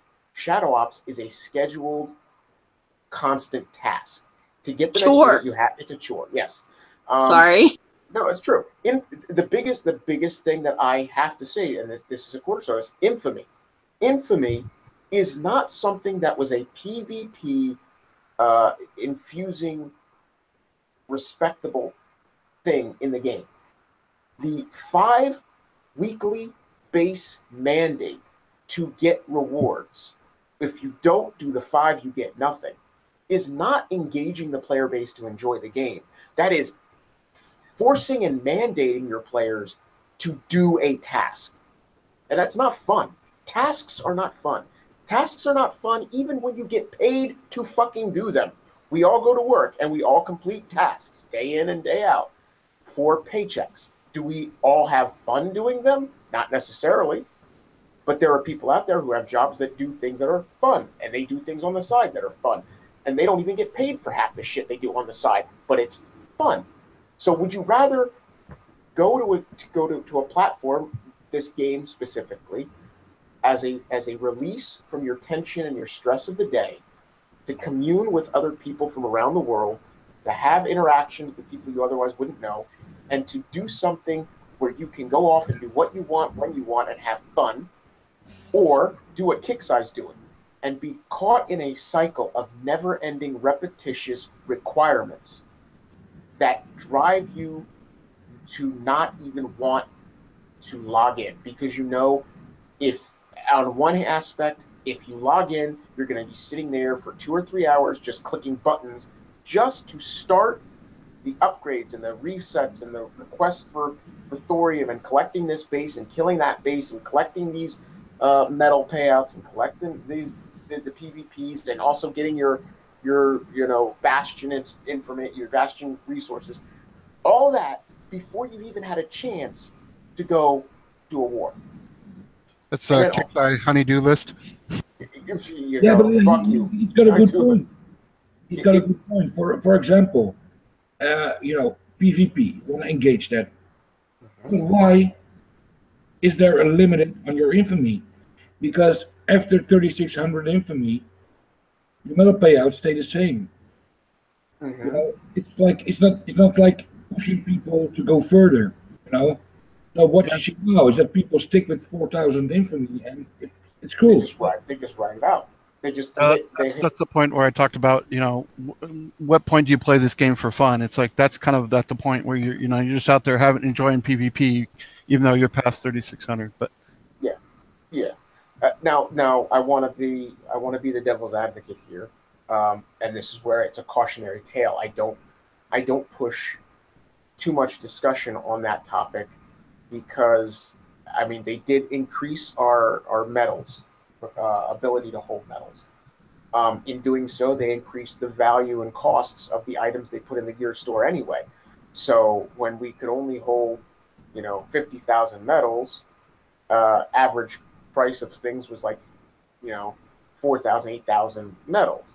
Now we hold 1 million medals and things are 400,000 medals. So I mean, the percentage wise, it's almost like we really didn't gain anything. We went laterally. Yes, we got to hold more, but that just means we have to collect more, and the prices all went up within, you know, the same vein. So it still costs on average pretty much the same value. And that's kind of discouraging. And that's the thing that Kixeye in the past have done, and they just continue to do.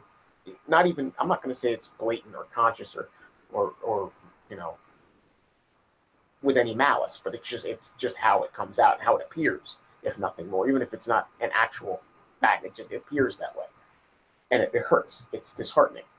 And I don't want to, you know, like you say, if you made the amount of infamy that a player could hold infinite without a cap, then you're looking at a point, the value, or let's do this. If you restructured the infamy payouts, then you would have to reevaluate the equation so that, like, a person with 100 infamy would still get something, and a person with say 50,000 infamy, because you're making it an infinite amount that you just keep gaining infamy throughout the entire session, that person would then get the top tier.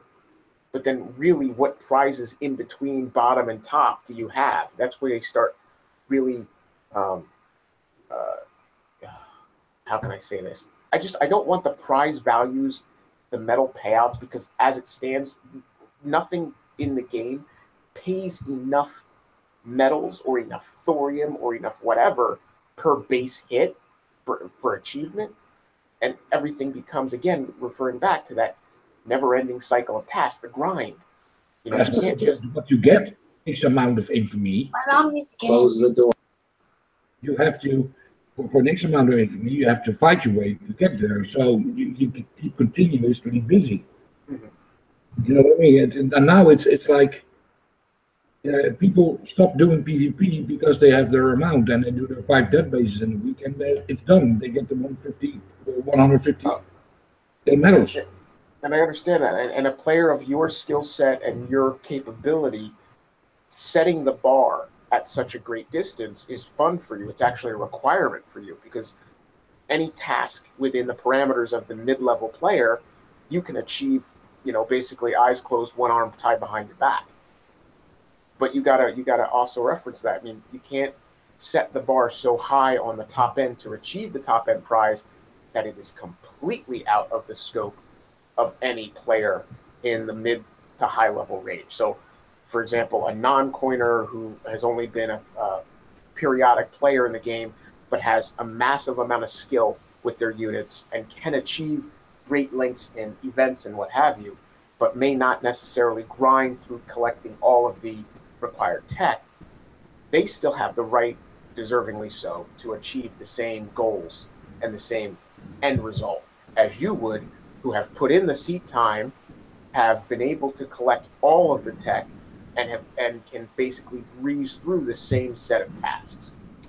See, you understand? I hope I'm not. I understand what you're saying. I think that Daba does have a very valid point about self-buffling. That they'll just raise the infamy and it'll kill PvP. I mean, as a moderator, you know, I can see what you're asking for, and I think it would be a great idea if there was some way that they could monitor that. But I think with all the other things that they are not getting 100% right now, that's not feasible. But I have, and will continue to do so. We finally did get an air PvP tune. And I've been asking for that for about 6 or 8 months. So there's lots of stuff that, you know, sometimes it just takes a while to get. So I've already started. I have it calculated. I don't have it right here in front of me for the show, but I have it calculated of when they made the major change to the gear store. And then, of course, we knew that the prices were going to go up. And then they made a major change to the bases. And then they've continually changed the metal bases. And the one thing that they have not done in over a year is increase the amount of medals that you get from the bases. They haven't increased the payout. So I personally have, and I know whether we get it or we don't get it, there's some people that don't agree with me, but I don't care. I'm asking for it anyway. I'm asking for a 20% increase in all the medal bases. And I'm also asking for a boss base that would not come out every medal day, but a boss medal base would come out once a week.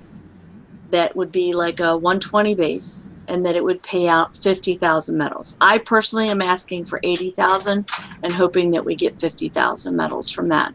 So yeah, are you going to be able to do that if you're, should it be a one-hit wonder base? Maybe, because I don't think that a high-level player should be able to prep for a low-level player and allow that person to get 50,000 medals, 50,000 medals, and 50,000 medals. The point of the gear store being structured the way that it is so that there is player balance within a certain amount. But I mean, I don't want it to be a one-hit wonder, but if it's going to be a one-hit wonder, then it better be worth like 100,000 medals. You see my point? Yeah, or if it's a one-hit attack, could there be the possibility of extending the in-game or in-battle timer? Exactly. Small percentage. Yes, just a small amount of time, because you know they're going to make it freaking hard. You know they're going to make it absolutely insanely OP'd. And if you want it bad enough, like when the 80s first came out, if you want it bad enough, you're going to do it. And you know, and yes, there's going to be naysayers. They're going to say, "Hey, Skip, we don't all play every day like you do." I don't play every day. I don't moderate every day. But I mean, you know what? Get up in the morning before you go to work. If you work third shift, then, you know, instead of going to bed at 2 o'clock, go to bed at, you know, later, an hour later, and just hit that one base, you know, or hit 2 of them or whatever. Put your tunes in, go to work, go to sleep when you come home, and then wait for the next time. And I know there are people say, "Oh, well, it's another grind." No, I'm talking about on one day of all the days that the metal bases spawn, that one boss base is on there. Now, there's going to be all kinds of argument of which day of the week it should be. I don't care.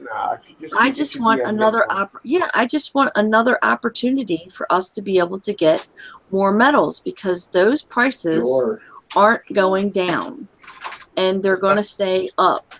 So in that regard, I'm not trying to call you out, but is 20? Do you think 20% is 20% what you think you can ask for and get, or is you know, I mean, that's one question, but honestly, my opinion is 20% is not going to cut it. You know, it's like, I'm asking for 50%, but I'm gonna ask for the world and hope you get half. They're probably not going to listen to the show, but they know I always probably more reasonable. They know I always ask for the world and hoping that I'm going to get half, and most of the time.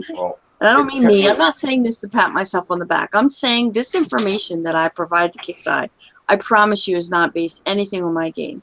All these guys here on this panel, every single one of you knows that I moderate more than I play. My information that I submit to Kickside when they ask me for wish list items is based on what I see in forums, what I see on the pages that I'm on, and the PMs that I get. That's why I put that information out there to Kickside and say, this is what the players would like to see. And I'm continually pushing for those wish list items. We finally did get the PvP tune in for I totally for air. Now they kind of screwed it up, and they recognized that they screwed it up, but the event was up and it was too late to do anything. They would have probably had to bring, because the engineers will have to get in there to fix it. I don't know what they're going to do to fix it, but I know they're going to do something, I'm sure. They're not going to leave it like that. So yeah, Bernie made a comment that they're discussing it right now. So yeah, I mean, it's something that they're working on, but it wasn't worth screwing everybody's event after the wheels fell off the bus on the first day and they had to fix it so we could get it the next day. They're not going to take the event down just because, whoopsie, we didn't quite do this right. And yeah, you can point the finger at Kickstarter like, well, if you had let us test it. Hey guys, they got a shit ton of shit to do, and there's more stuff broken with the game than it's not broken with the game, so cut them some slack. Okay, it was tested, and it for whatever reason, this wasn't picked up on QA, or they just didn't think about it. They were so excited about giving us something that we wanted. Maybe they just didn't think about that aspect, or the person who's in charge of the mechanics of that part of whether or not all 3 of your air tunes lock up at once, so you can't go Ruby somebody in PvP and then go do an Iron Strike 30 at the same time with, you know, and Ruby that too. I mean, maybe that part just wasn't thought about it, because you know what? Kickside doesn't think like that. You know why? Because they don't play the game like we do. You see what I'm saying? That's exactly what I wanted to say. You know, if you look at the prices in the gear shop, and if you think about lower to medium level players that just got 20 FedEx, for example, Last month we had velocity rounds. They can put on the howlers. The maximum amount of expert howlers what you can have is 20. So you have to get an X amount of medals to get 20 velocity rounds. This month we have the golden Felix tech in the gear shop. It's 78k medals. Now, for an example, if I listen to you guys and we get a medal increase, we take the highest amount of medals. For example, if you have the boss base with 50k medals, a medium level player, because they all gonna try it, no matter what, gonna try the boss base. They have to do it twice to buy one tech. But Felix's, for example, is a highly used unit these days. Now everybody has 20, 30, 40. You know, so that means they have to get 40 times 87k medals to put all their units to benefit all the goodies from those. It's insane. They have to rebalance the multiple units that we use to lower the price a little bit. If I have to equip 20 units with it, higher the price a little bit. You know, if that is a good balance, people will do medals anymore, because for some people can only do the 40s, so they get 2k medals each base. To get 78k is a big grind for them to get one single take. So it's yeah, I raise my hand for an increase on medals basis, you know, to 20% what Skipjack said. But I also think they have to watch the prices in the gear store for the people. You know, balance it a little bit more. I think 78k for a golden check for a Felix is too much. I understand that you don't want to make it available for every player to get all the goodies. I understand that, you know, there's a level distance between them. But by the time that those Phalanx and those Cyclops have hit the gear store, they've already been out the event. You know, 6 months ago, they've already had you know, boss, you know, bases for, you know, the Cyclops bases are just coming out. So you know, it's not like a premium unit at that point. It's been out there for a very long time.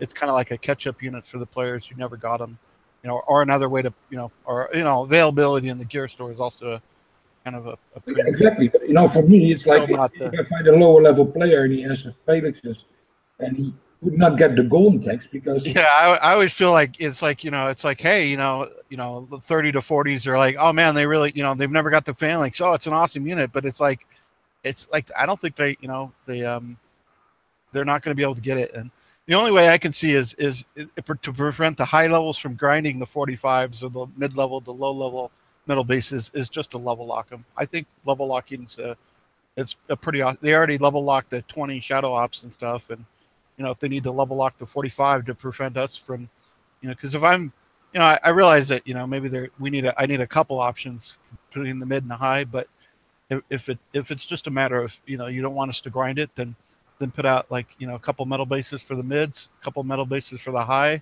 and level lock the mids so the highs can't grind them to high heaven. Because I know everybody would do that, and it's, you know, I don't want to make the game too easy.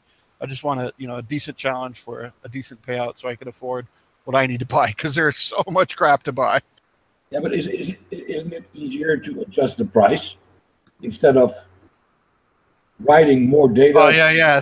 You know, I mean, that's ultimately, it's like, instead, you know, it's like you can either increase the price, you know, increase the payout, or lower the price. And I told it, you know, that's something that we haven't talked about, but we can also, you know, say, hey, you know, if we lowered all the prices by 50%, especially when you think about, you know, that you need 1 or 2 million for these season prizes now, you know, every 3 months you need 2 million medals, or 2 or 3 million plus whatever tech you missed. It's 1.2 million to buy all new techs for one unit. Like, for example, the Weaver, it's 500k medals. Do I say it correctly? 5k? No, 500k medals for the gold tech, 400 for the silver, and 300 for the bronze. For a Weaver. And basically what you get is all the techs combined in one tech. And a little bit extra.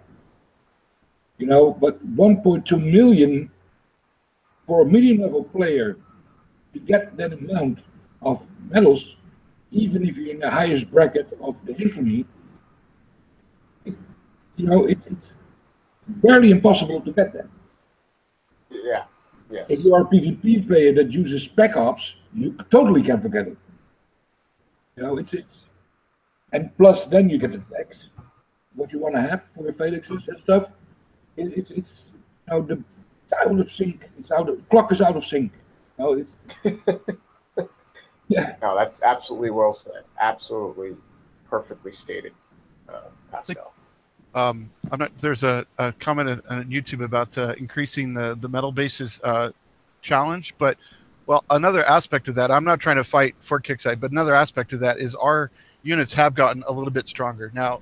You know, because you know that's kind of like that nuclear strategy. It's like, you know, we got technicals, and now we got these. You know, it's like our units are going up in damage and health and each time as well. So it's not a kind of a one-sided thing. But I do agree that the challenge, you know, the challenge has outstripped our ability to beat that challenge to do it. But you know, it's another aspect of that. You know, it's like we're, you know, the DPS and health and everything's rising. You know, so I'm going to be totally honest towards Kickside and towards all of you guys. I am separate. We are the higher level players. We're going to get it anyway. It doesn't matter how hard it is. But make it more viable for the medium level players to get stuff. We will get it anyway. You know, even if it's easy for us or we don't have damage, yeah, it doesn't matter. For us, we're going to get it anyway. If we get damage, it means a medium level player is going to die. Mm-hmm. He's going to log off. You know what I mean? The game is more based on higher end players. And that's what kind of hurt me. You know, it doesn't matter how I do it, I do it. I get what I want. But a medium level player can do what he wants, but he never can get that stuff.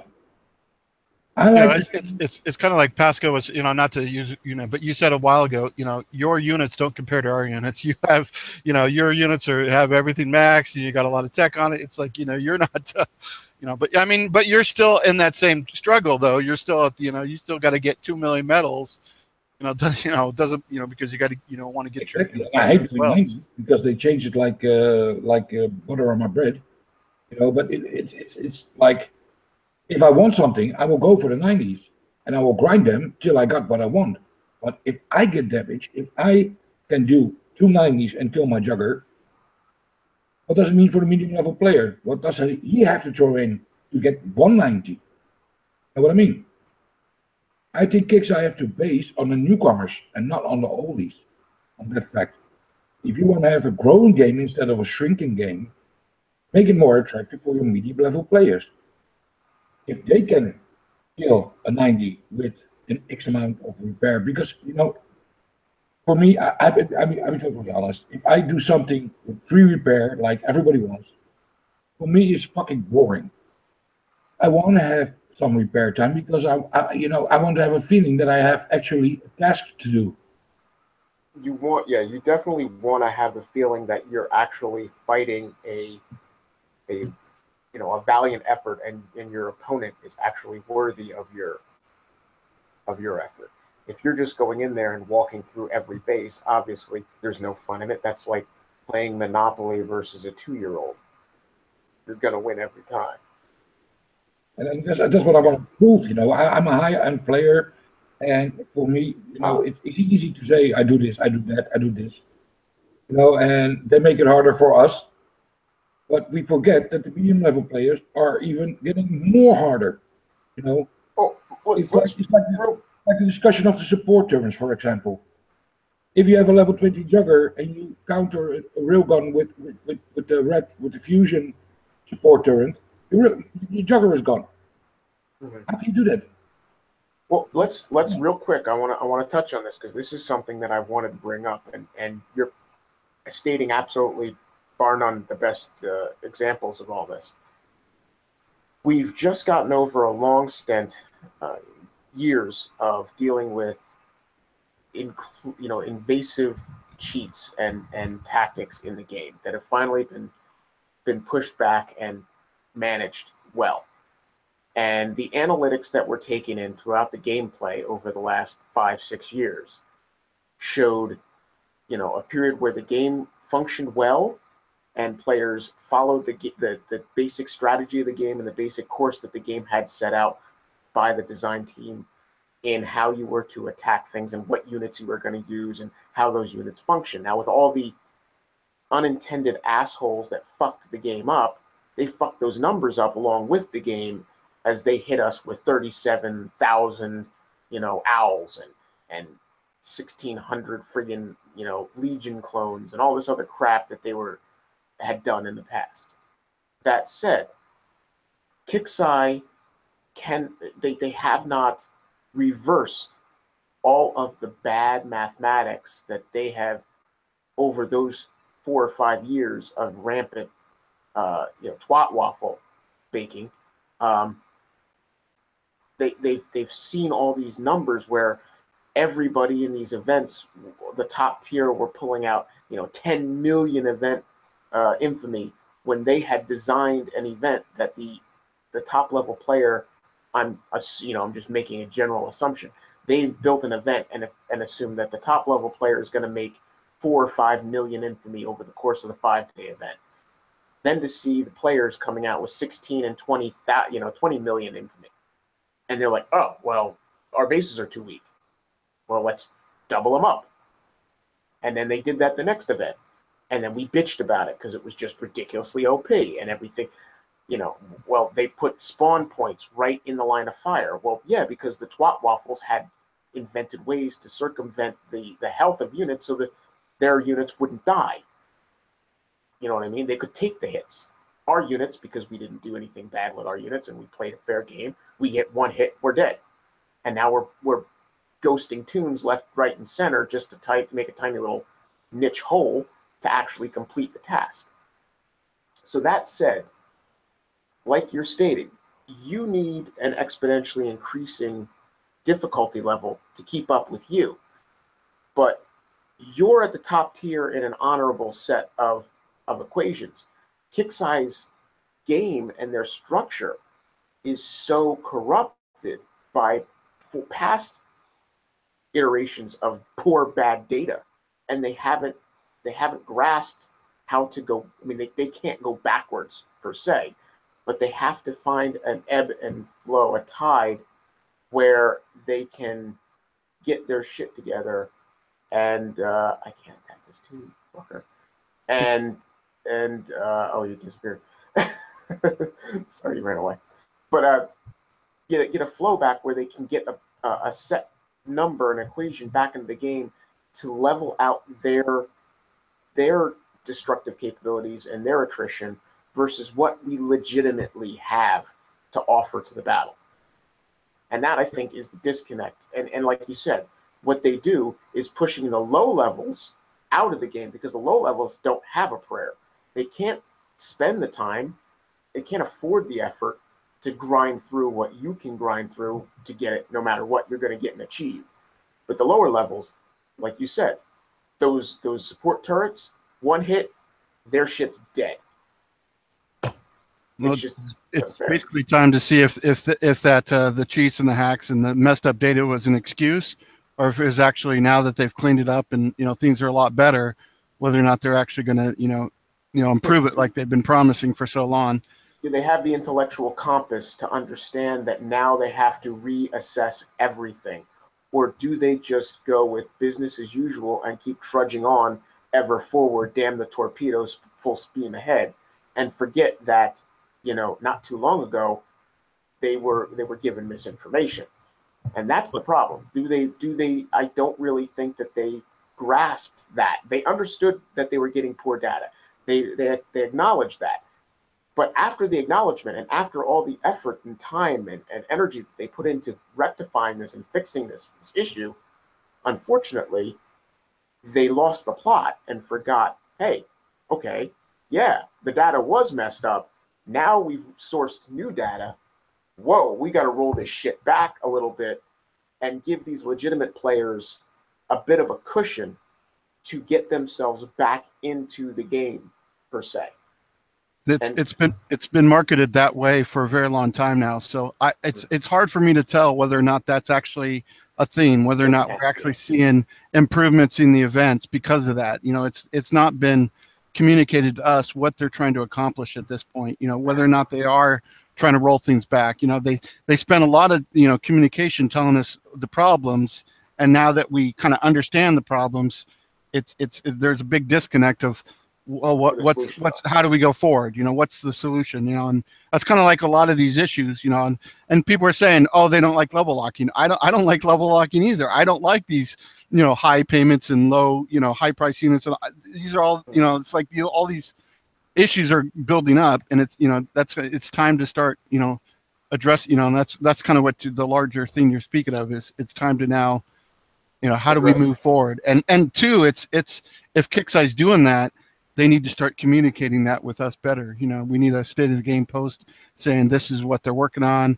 You know, and you know, it's been unfortunately. I think the honest answer has been in the last couple months. There's been some RAM issues. You know, there's been a lot of stability issues. They're still kind of trying to work through that. And you know, I do appreciate you know, Slip's been working late nights. A lot of people have been working late nights because, you know, and you know, they're at least, you know, it can't be said enough that they are definitely trying to get on top of these things and do these things and help us, you know, have a more stable gameplay. You know, because that was definitely something that was, you know, because I'm on the West Coast and I was playing all night, and it's like I had those issues. So I'm glad that Kixeye was on top of that. But you know, it's like it's now, you know, let's hope, let's you know, we're at that point. Let's start communicating the other way. Let's start talking about we're gonna have the positive. Yes, a Sobocop post, because we're a little overdue again. Wrong Thinker was on vacation. There was a Wrong Thinker Q&A, and then Wrong Thinker went on vacation, and that Q&A didn't really get addressed properly. So they'll probably take that Q&A and then open up a new Q&A. But obviously with those other answers in mind, because so people don't have to ask the same questions twice. Wrong Thinker had not had a vacation in over a year, had not taken a day off unless he was sick. So I think it was a well-deserved vacation. Golden Doodle was on vacation, and that was for more than 1 week.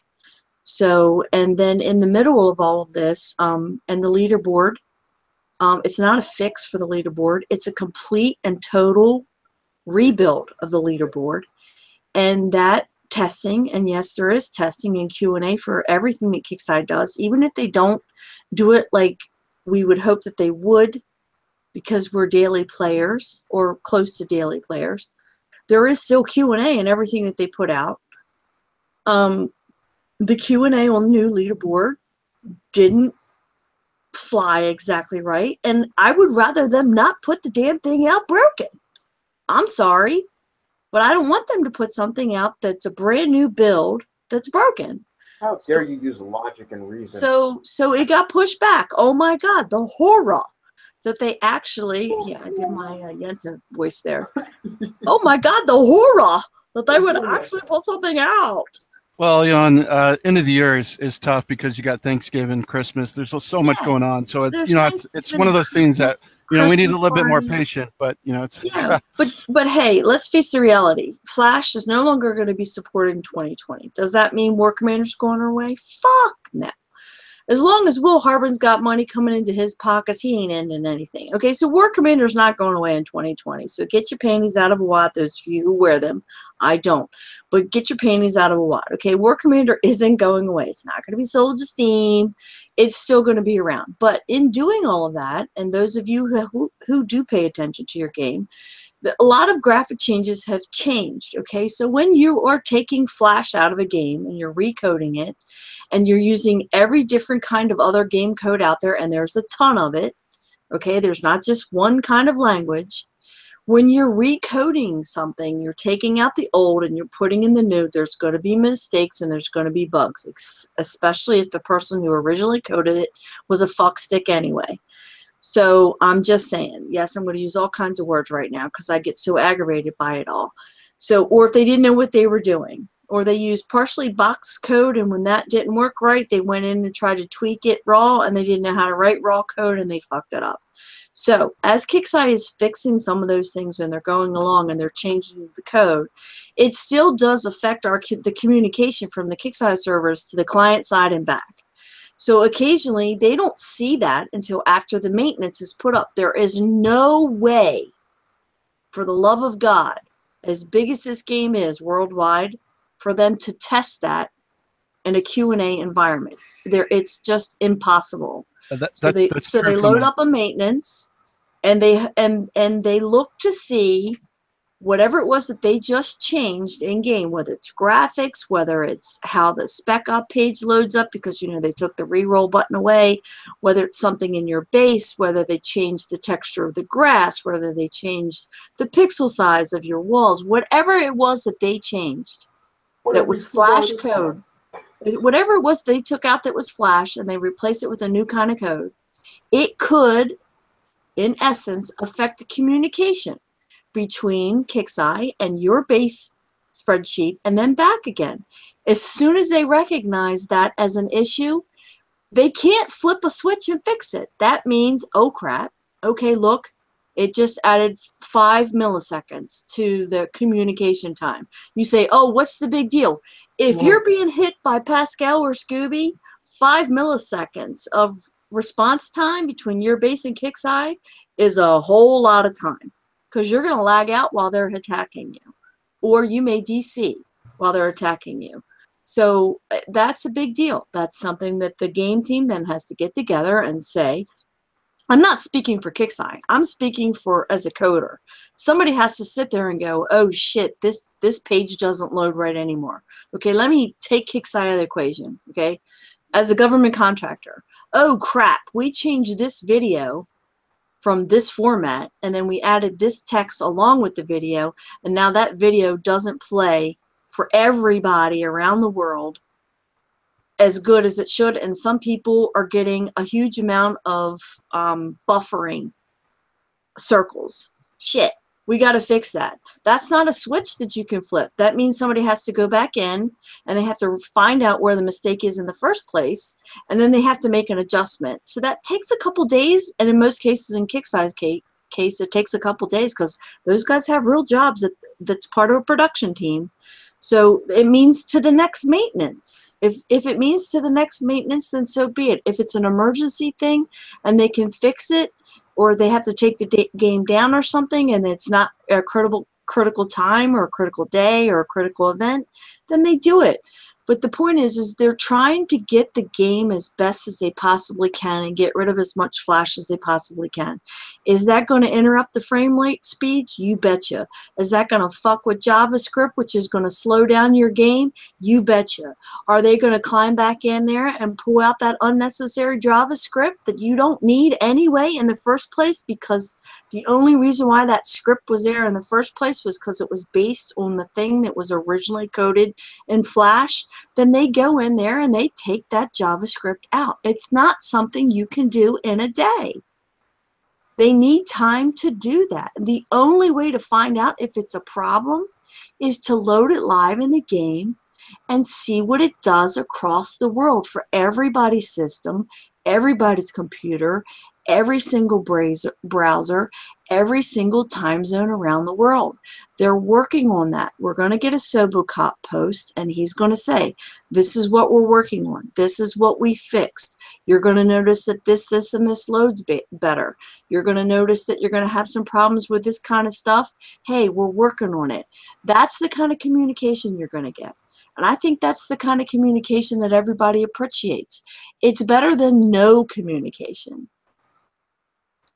I think we're going to get either a state of the game or Wrong Thinker Thinks post. I'm assuming it's going to be a state of a game first, because we haven't had one in a while. And then there'll probably be a Wrong Thinkers Thinks. They're going to have a podcast coming up for the event that's coming out. There'll be a live podcast broadcast for the new event that's coming out for December. I wouldn't be surprised to start seeing some Twitch streams soon from CM Burney and maybe one of the other guys on the team, get together and actually show you some strategies for some of the bases, show you some of those strategies for some of the new units, maybe even grab a couple low-level players and throw them in the live Twitch stream too, and do some PvPing. I mean, this team is really just going, you know, balls to the wall, and they want to continue to communicate. Are they going to get it right? Nope. That's Kixeye. Kixeye and perfection do not exist in the same dictionary. Sorry. I love the guys that I'm working with, but I'm sorry that those two words do not exist in the same dictionary. But they want to make a good game that you guys enjoy. We're not going to get everything we want, but they don't want to screw something up. And when they do, they feel really bad when they do it. But when they screw something up, there's 10 other things that were due to be released the next day. They have to stop what they're doing in order to fix what they screwed up. Is that our fault? No, it's not our fault. But you don't see them just ignore. Well, I can't say you don't see them ignoring it, because there are a few people that think they are ignoring it. They're not ignoring the leaderboard. It's been acknowledged. There was no fix for that leaderboard. Plus, part of that leaderboard was flash coded. I wouldn't want them to try to fix something that was eventually not going to be supported in the first place. You know, the battle logs, that's another issue. People have problems with the battle logs. I'm having a problem with my battle logs. My battle logs will now only load. I've hit so many people in the event, I can't even get to my past battle logs past 3 days ago. So yeah, I feel for you guys that can't get to your battle logs and you want to get that information. I'm just as frustrated as the next person. Are they going to fix it? I don't know if they're going to fix it, or if that will also be a complete redo. The people who are frustrated with their workshop, that is a monumental task, to take on the workshop and completely fix the workshop. So I'm not really sure what they're going to do with that. I think that's going to be coming from Wrong Thinker, and I think he'll be able to address that. Maybe he'll address that on the live show. So I have my wish list from you guys on the show. I have the wish list from forums, and I have the wish list from all the pages. So hopefully next week, depending on who runs the show and what's going on, maybe we can get Wrong Thinker in here, and whoever it is that decides to run the show, if I'm not available, I'll just give you an outline and say this is what I have, and then, you know, say this is what he's willing to talk about, this is what the company doesn't want him to talk about, and then you guys can go from there. There are just some things that he's just not going to discuss. The man wants to keep his job and earn his paycheck. Yeah, that's completely understandable. I mean, that goes without saying. And there's certain things that can't we have to be willing to give him that latitude. I mean, I'm sorry, but the guy goes to work to create a game that we like to play. We love to play it and hate to love it. You know what I'm saying? But I mean, he seems to, has the passion and seems to enjoy it, and is really excited for us. Oh, too. he does. Wait till you see. I mean, I have not found his base yet. I did find CM Bernie's, and I'm not going to share the information of what sector he's in, but I did find CM Bernie's, and that was a blast. So I'm still hunting for Wrong Thinkers, but I know I'll find it. Just a quick backup. Slip talked about the Kixeye and the government, but there's no way you can, in game development, any system, you can only go so far in testing. When you have to eventually ship the game to live and see how it reacts in a live environment. You can learn a lot from when it goes to that live environment to fix it for the next thing, but ultimately it's like you can plan and design and anything you do, whether you're building a house, whether you're whatever you do for a job, you just eventually have to go to that job site and ship it. And for Kixeye, it's that live environment when they have to ship the code live and then see how it reacts and then make changes based on that. It's not something that it's a Kixeye specific problem. Slip was talking about the government has the same problem. It's like when they ship a video or make changes to a live, something live environment, that's when things, change. And, it's the only way you can really get that data. There's no substitute for having, that many people and, that many eyeballs on the, live data. That is very, very true. All right. Well, seeing as how I am falling asleep, I was up until around 4 o'clock this morning, and I've been battling the stomach flu. I'm going to apologize, but I'm going to have to bid you all adieu. So I think we're going to do our little closings now. If there's anything anybody wants to bring to the table. I'll give each of you, your last final thoughts, your shout outs, and your concerns, if that's okay with everybody. All right, start with you, David, if you've returned. Why is it that I'm always going first? Because I want to be able to hover over the eject button in case you start going off on a rant that's going to I piss think me it's because you jump in the chat the fastest. Yeah, no. All right, you know what? No, screw you. All right, so Pascal. Pascal, Yes. if you would please give whatever final thoughts, words of wisdom, shout outs, fuck yous to anybody or anything you'd like to say. Okay, I will start with every point. The words of wisdom. Don't fuck with MOD.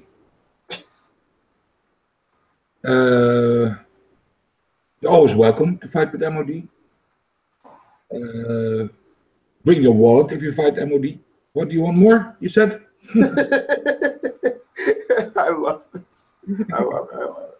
No, guys, enjoy the game. It doesn't matter what you fucking do.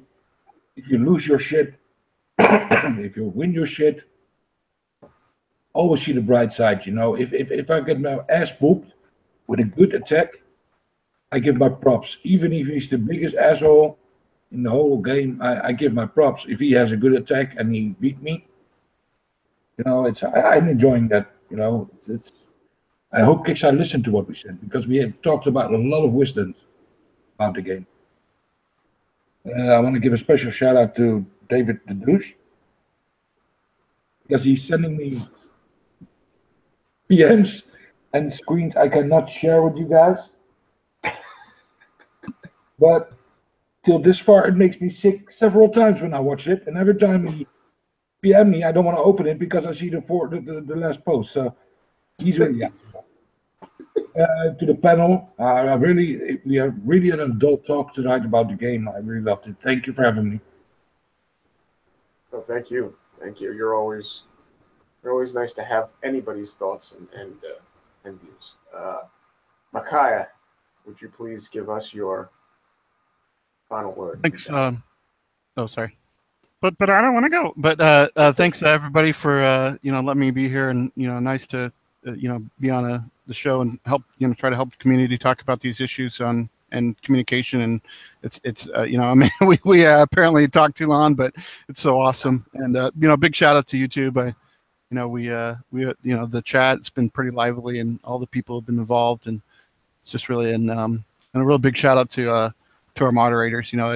We sometimes on the forum we get a little excited, sometimes we get a little downhearted, sometimes we get but it's just, and thanks Skip for working so hard on the air PvP tune. I know it's been probably kind of like it feels like a slap in the face when we're like but we got the truck, but it wasn't red, but it's awesome.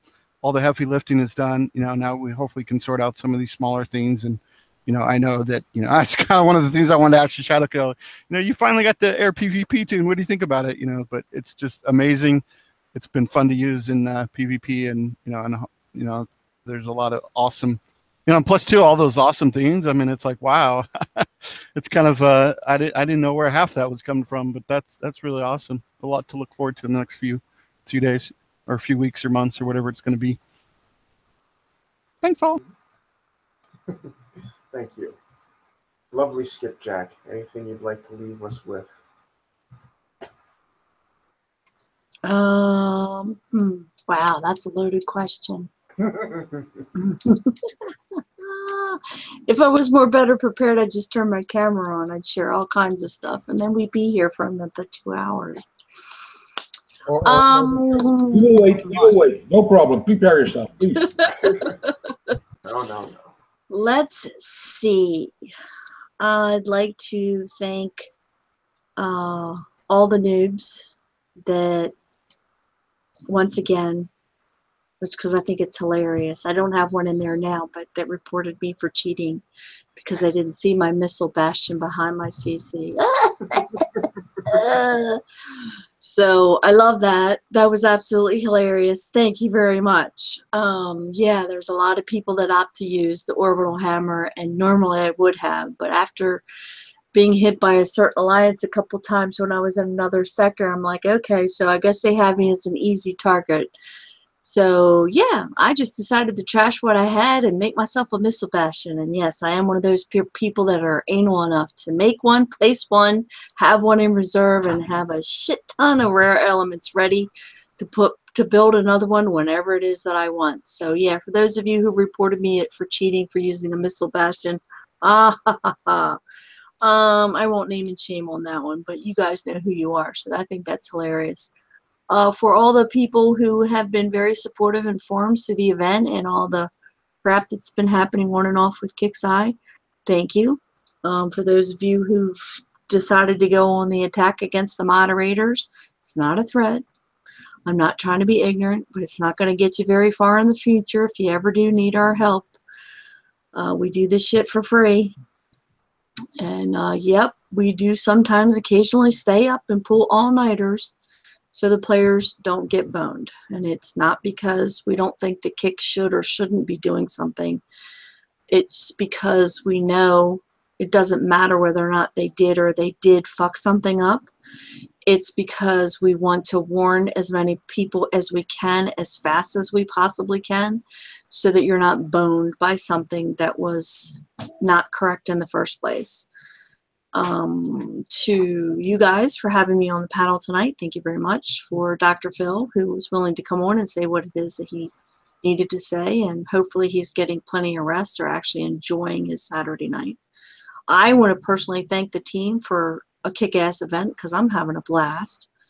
And when I get completely tired of jumping and fighting and having people bitch at me because I'm a moderator, you shouldn't be allowed to hit players because you're a moderator. That's an unfair game advantage because you know more about this game than we do. I think everybody on this panel can agree that that's total bullshit. Pascal pointed it out to me over a year ago that I moderate too much and don't play enough. So I got news for you. That ain't true. And I'm a player, so when I hit you as a player, I'm just hitting you as a player. I have nothing fancy. I have no secrets. The information that I get is more from making mistakes and tips and tricks that I get from like you guys here on the panel and watching videos and getting in Google Hangouts with people. So I want to thank, when I get bored, I'm just going to sit in my sector and I'm going to go grab a couple allied friends. And I'm going to share my blue goo with them and hopefully take some blue goo from them. But I'm going to learn. I'm going to adjust my base. I'm going to adjust my tactics for PvPing. And hopefully when the next time this comes around, I'll be a little bit stronger and I'll be able to get a little bit farther. So thank you again for having me. I want to add to that, Skip. Yes? Last year I said that. You changed a little bit. You did a little bit less moderating. You take your own time of playing, and you play now, and you sound such healthier and brighter, and you rock. Thank you. I feel better as a player. I'm not good. I'm not all that great at it. I didn't do a lot of Shadow Ops events because out of protest. I didn't do several events because I was protesting the format and the way that they were presented. And maybe I swung the pendulum a little too far because I was so pissed off at Kixeye. But yeah, I'm playing more. But I'm also, like I said, the best way for me, that's not for everybody else, it's just for me. The best way for me to learn something is by doing it. And in most cases, I really screw up really bad and I make mistakes. And I try not to make those mistakes again. So I encourage everybody to, especially the low to mid-level players, to get out there and have fun with the event. And if you can't, if you're an alliance that sets too many rules and too many restrictions on you, then go find a better alliance. I really don't think that there's anything wrong with you coming to your alliance leader or the second in the command or whomever, or if you're part of their Purby group. I don't think there's anything wrong with you going to that person and saying, hey, can you pull your base defense tune and let me hit your base and see if I can two-star you?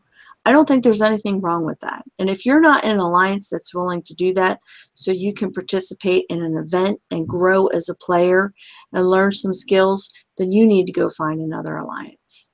That's my shout out, is to the community. If you're not in an alliance that supports you and is offering, not giving you gold, not giving you a free Facebook card every time there's an event, I'm talking about teaching you how to play the game. If you're not in one of those kinds of alliances and you feel like you're stuck at the bottom forever, then go find an alliance that supports that. Go find an MOD. Go find an alliance like that. Go find an AOW. Go find an SPT. I'm only calling out those alliances because I've worn their tags. Go find an alliance that's willing to help you grow, not by doing things for you or throwing gold at you. Not that there's anything wrong with getting some free gold so you can understand how fun it is to have gold. But go find an alliance that will teach you how to be a player. That's my shout out.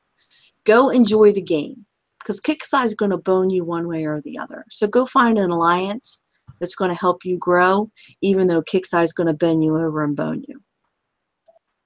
Thank you, thank you. Daba, anything you'd like to add?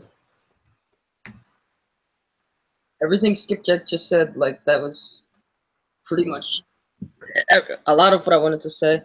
Regarding the moderators attacking people, well, we are moderators in Kickside forums. So yeah, when we press the play button or whatever on War Commander, we are players just like you.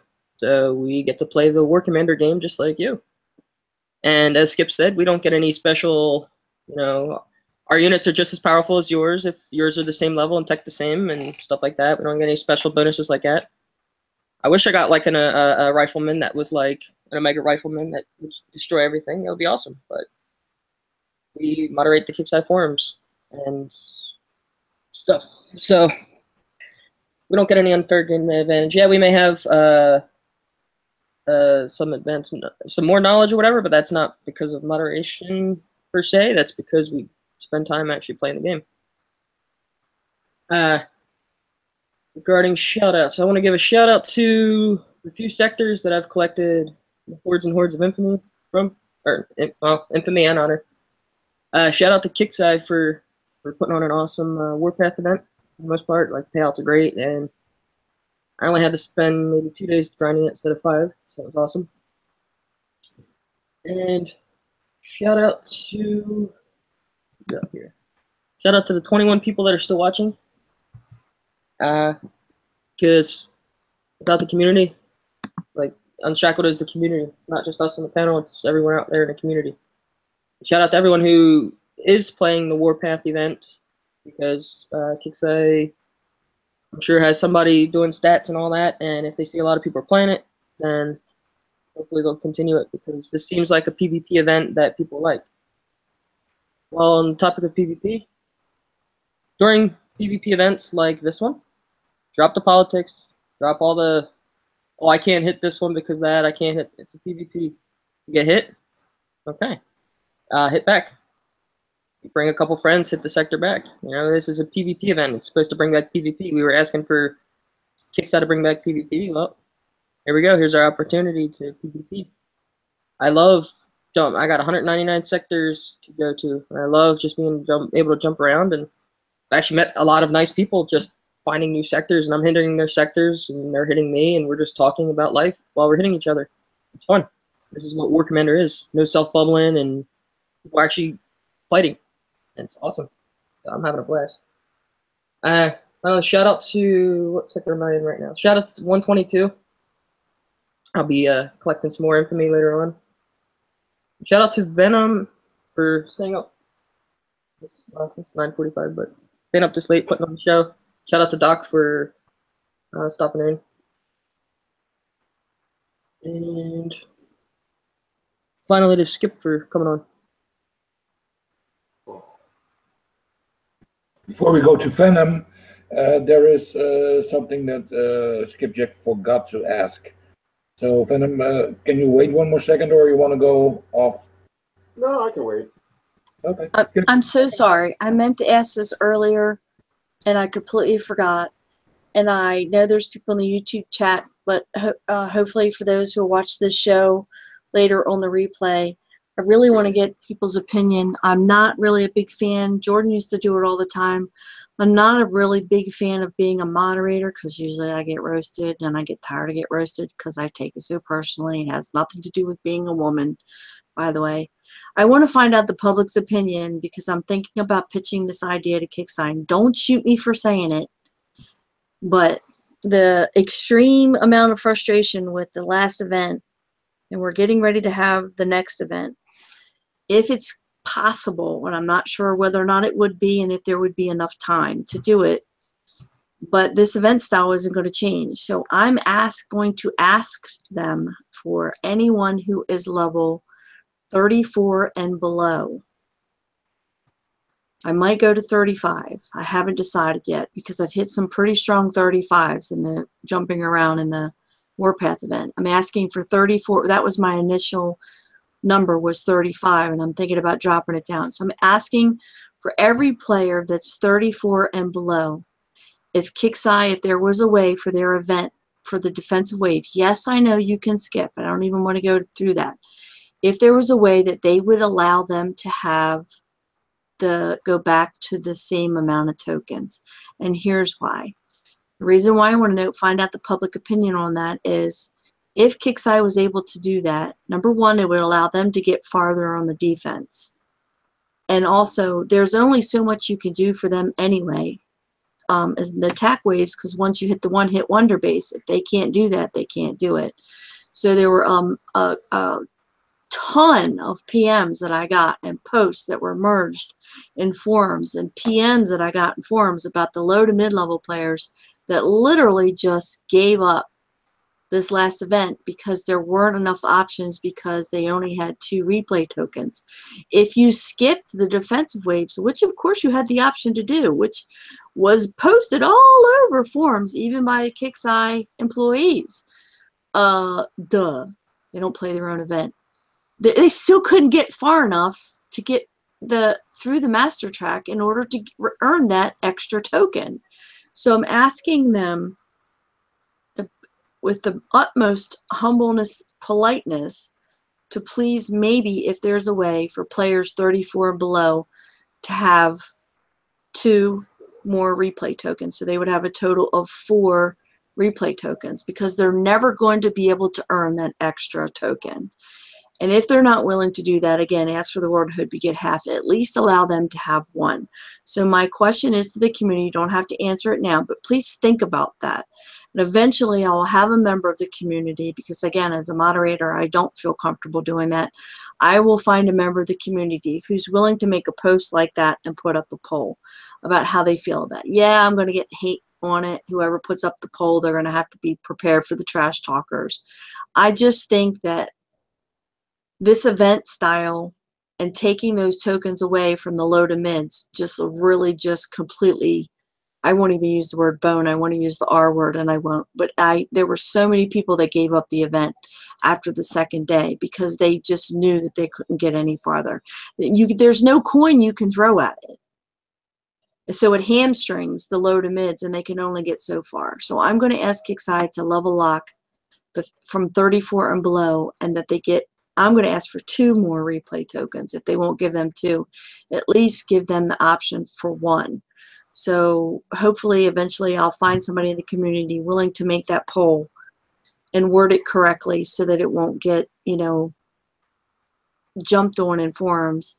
And hopefully we can get some people to give their opinions on that. If you guys don't think that's a good idea, please, whoever it is that ends up making the post in the poll, feel free. I won't hold it against you. It's just an idea that I had because, again, it hurts my heart when I know that the event is fun, but that Kickside has successfully created another deep divide. And this was an awesome event. It was a great event to get some kick-ass stuff. And there was a lot of stuff in there that the mid-levels could have gotten if they just had had the opportunity to get that extra replay token. So, if you guys think it's a good idea, great. If you don't think it's a good idea, please, if you don't think it's a good idea, tell me why you don't think it's a good idea before I ask them. So sometime today, I'll get with somebody and ask them to put up the poll by tomorrow. And then I will go through and review the poll on the end of the day on Sunday my time, I'll review the poll.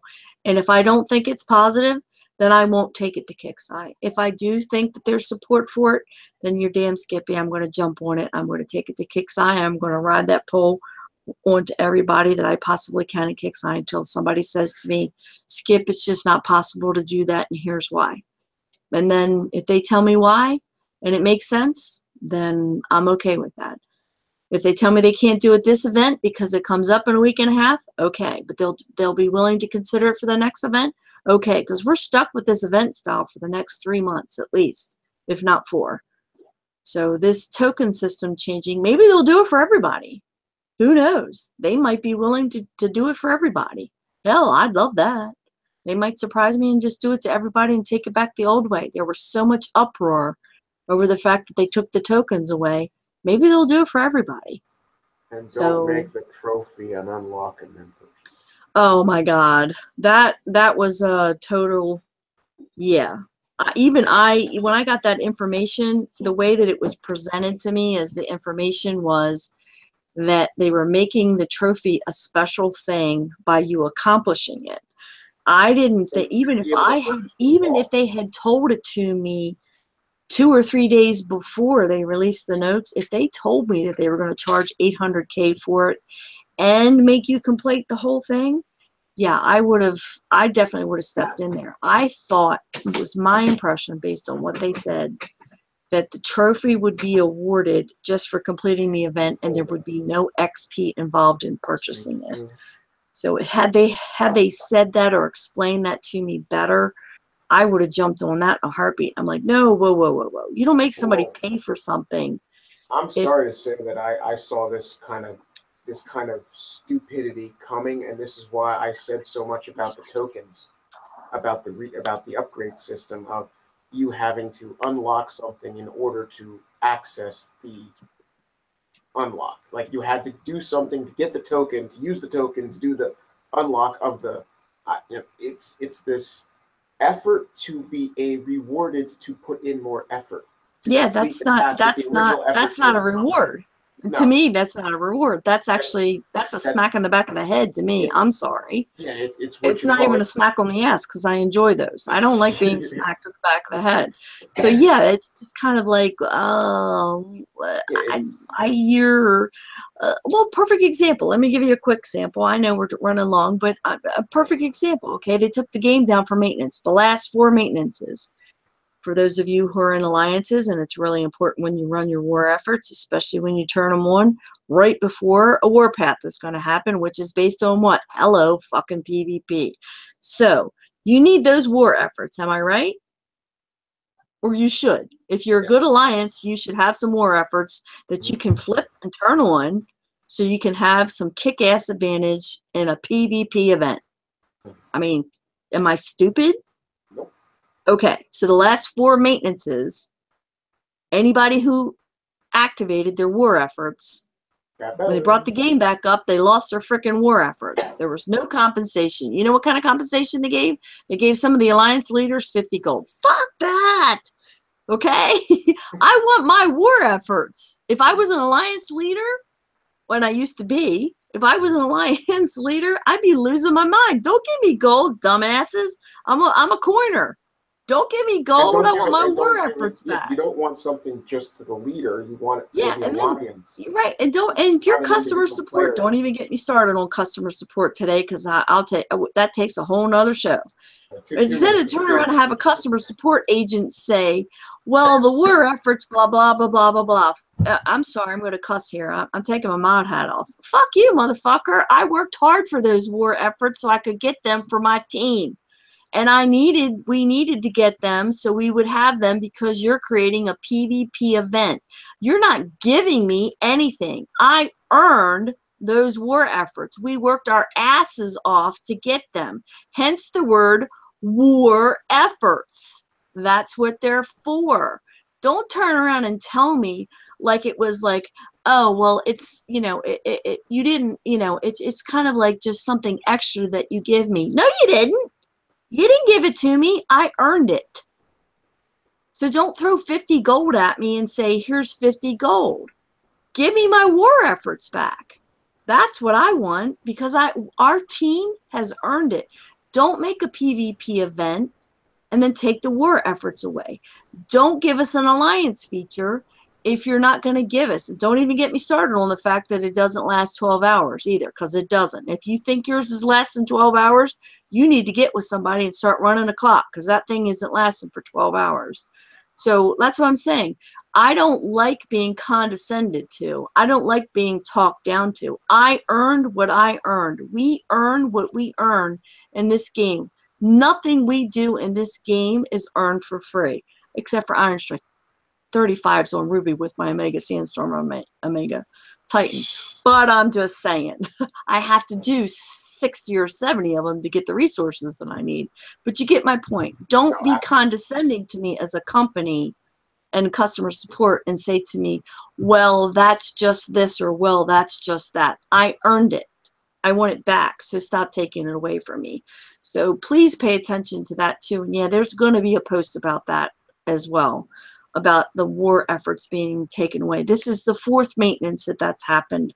And if they can't fix it, and I'm honest about this, okay? If they can't fix it, like what happened with Spec Ops, where they would take the game down and not give us a mat tag banner at the top. Mat tag means message at the top of the game, by the way. In case, so if you hear me say the term mat tag, that's what it means. Message at top of game. You don't use the word of, okay? That's what mat tag stands for when you hear us say that. So they used to take the game down, not even tell us, and we would blow our freaking minds because we'd have Spec Op runnings when Spec Ops were relevant in game, by the way. We'd have Spec Op runnings, and then you'd learn your Spec Op. Okay, so if war efforts are going to be wiped out on every maintenance, barring an emergency maintenance, okay? But if they're going to be wiped out on every maintenance, then be transparent about that. And then as alliance leaders, we won't activate it when we know that it's the scheduled day for the regular maintenance. We'll know better not to do it. We'll wait for the maintenance to come up. We'll make sure that you didn't screw something up in the process of the maintenance, and then we'll enable our war efforts. You see what I'm saying? Because the bases aren't on the map enough to have the efforts that you need. We won't have enough war efforts on the bases between now and the next event to get a decent amount of war efforts to help us for the next event. You see what I'm saying? So like Daba, we've already calculated ahead based on the amount of days that we know when those intel bases are going to be on the map, because we lost an entire round of war efforts. We're not going to have enough war efforts to get us through the December event, because we've already planned ahead for the month to make sure that we have the war efforts that we need. If we're going to lose them on every maintenance, we need to know that, so that we don't enable them and then they get lost an hour later or 2 hours later or 3 hours later. The alliance leader is the one who's enacting it. If he has to go to work and he's like, and comes to me and says, when's maintenance? And I said, well, it's scheduled for 1 o'clock kickside time. And he's like, well, I might as well enact these now. I said, well, you know, they don't always get it right, and then it's late. Why don't you wait till you get home? And sometimes he does that. Sometimes he can't, depending on what kind of shift he's running.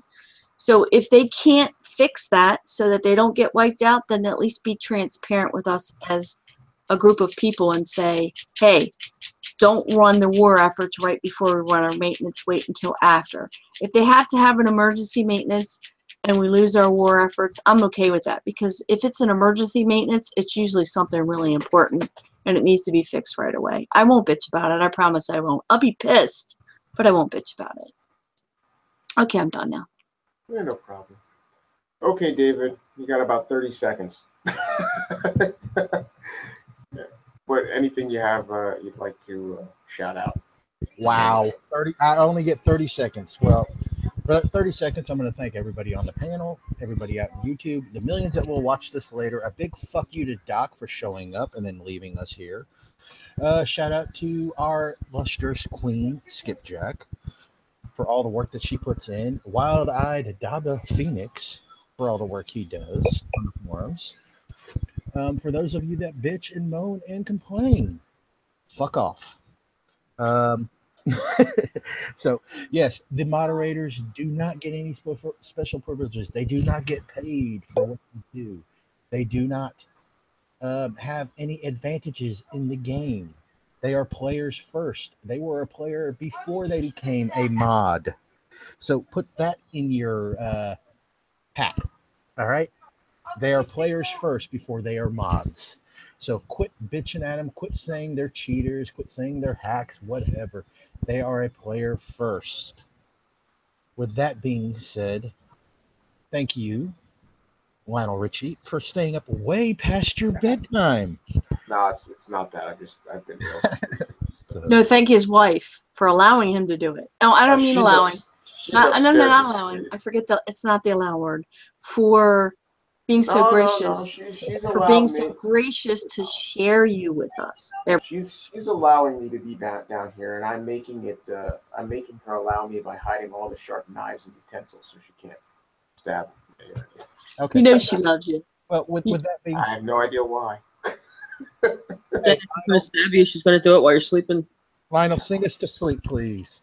Oh, fuck you, David.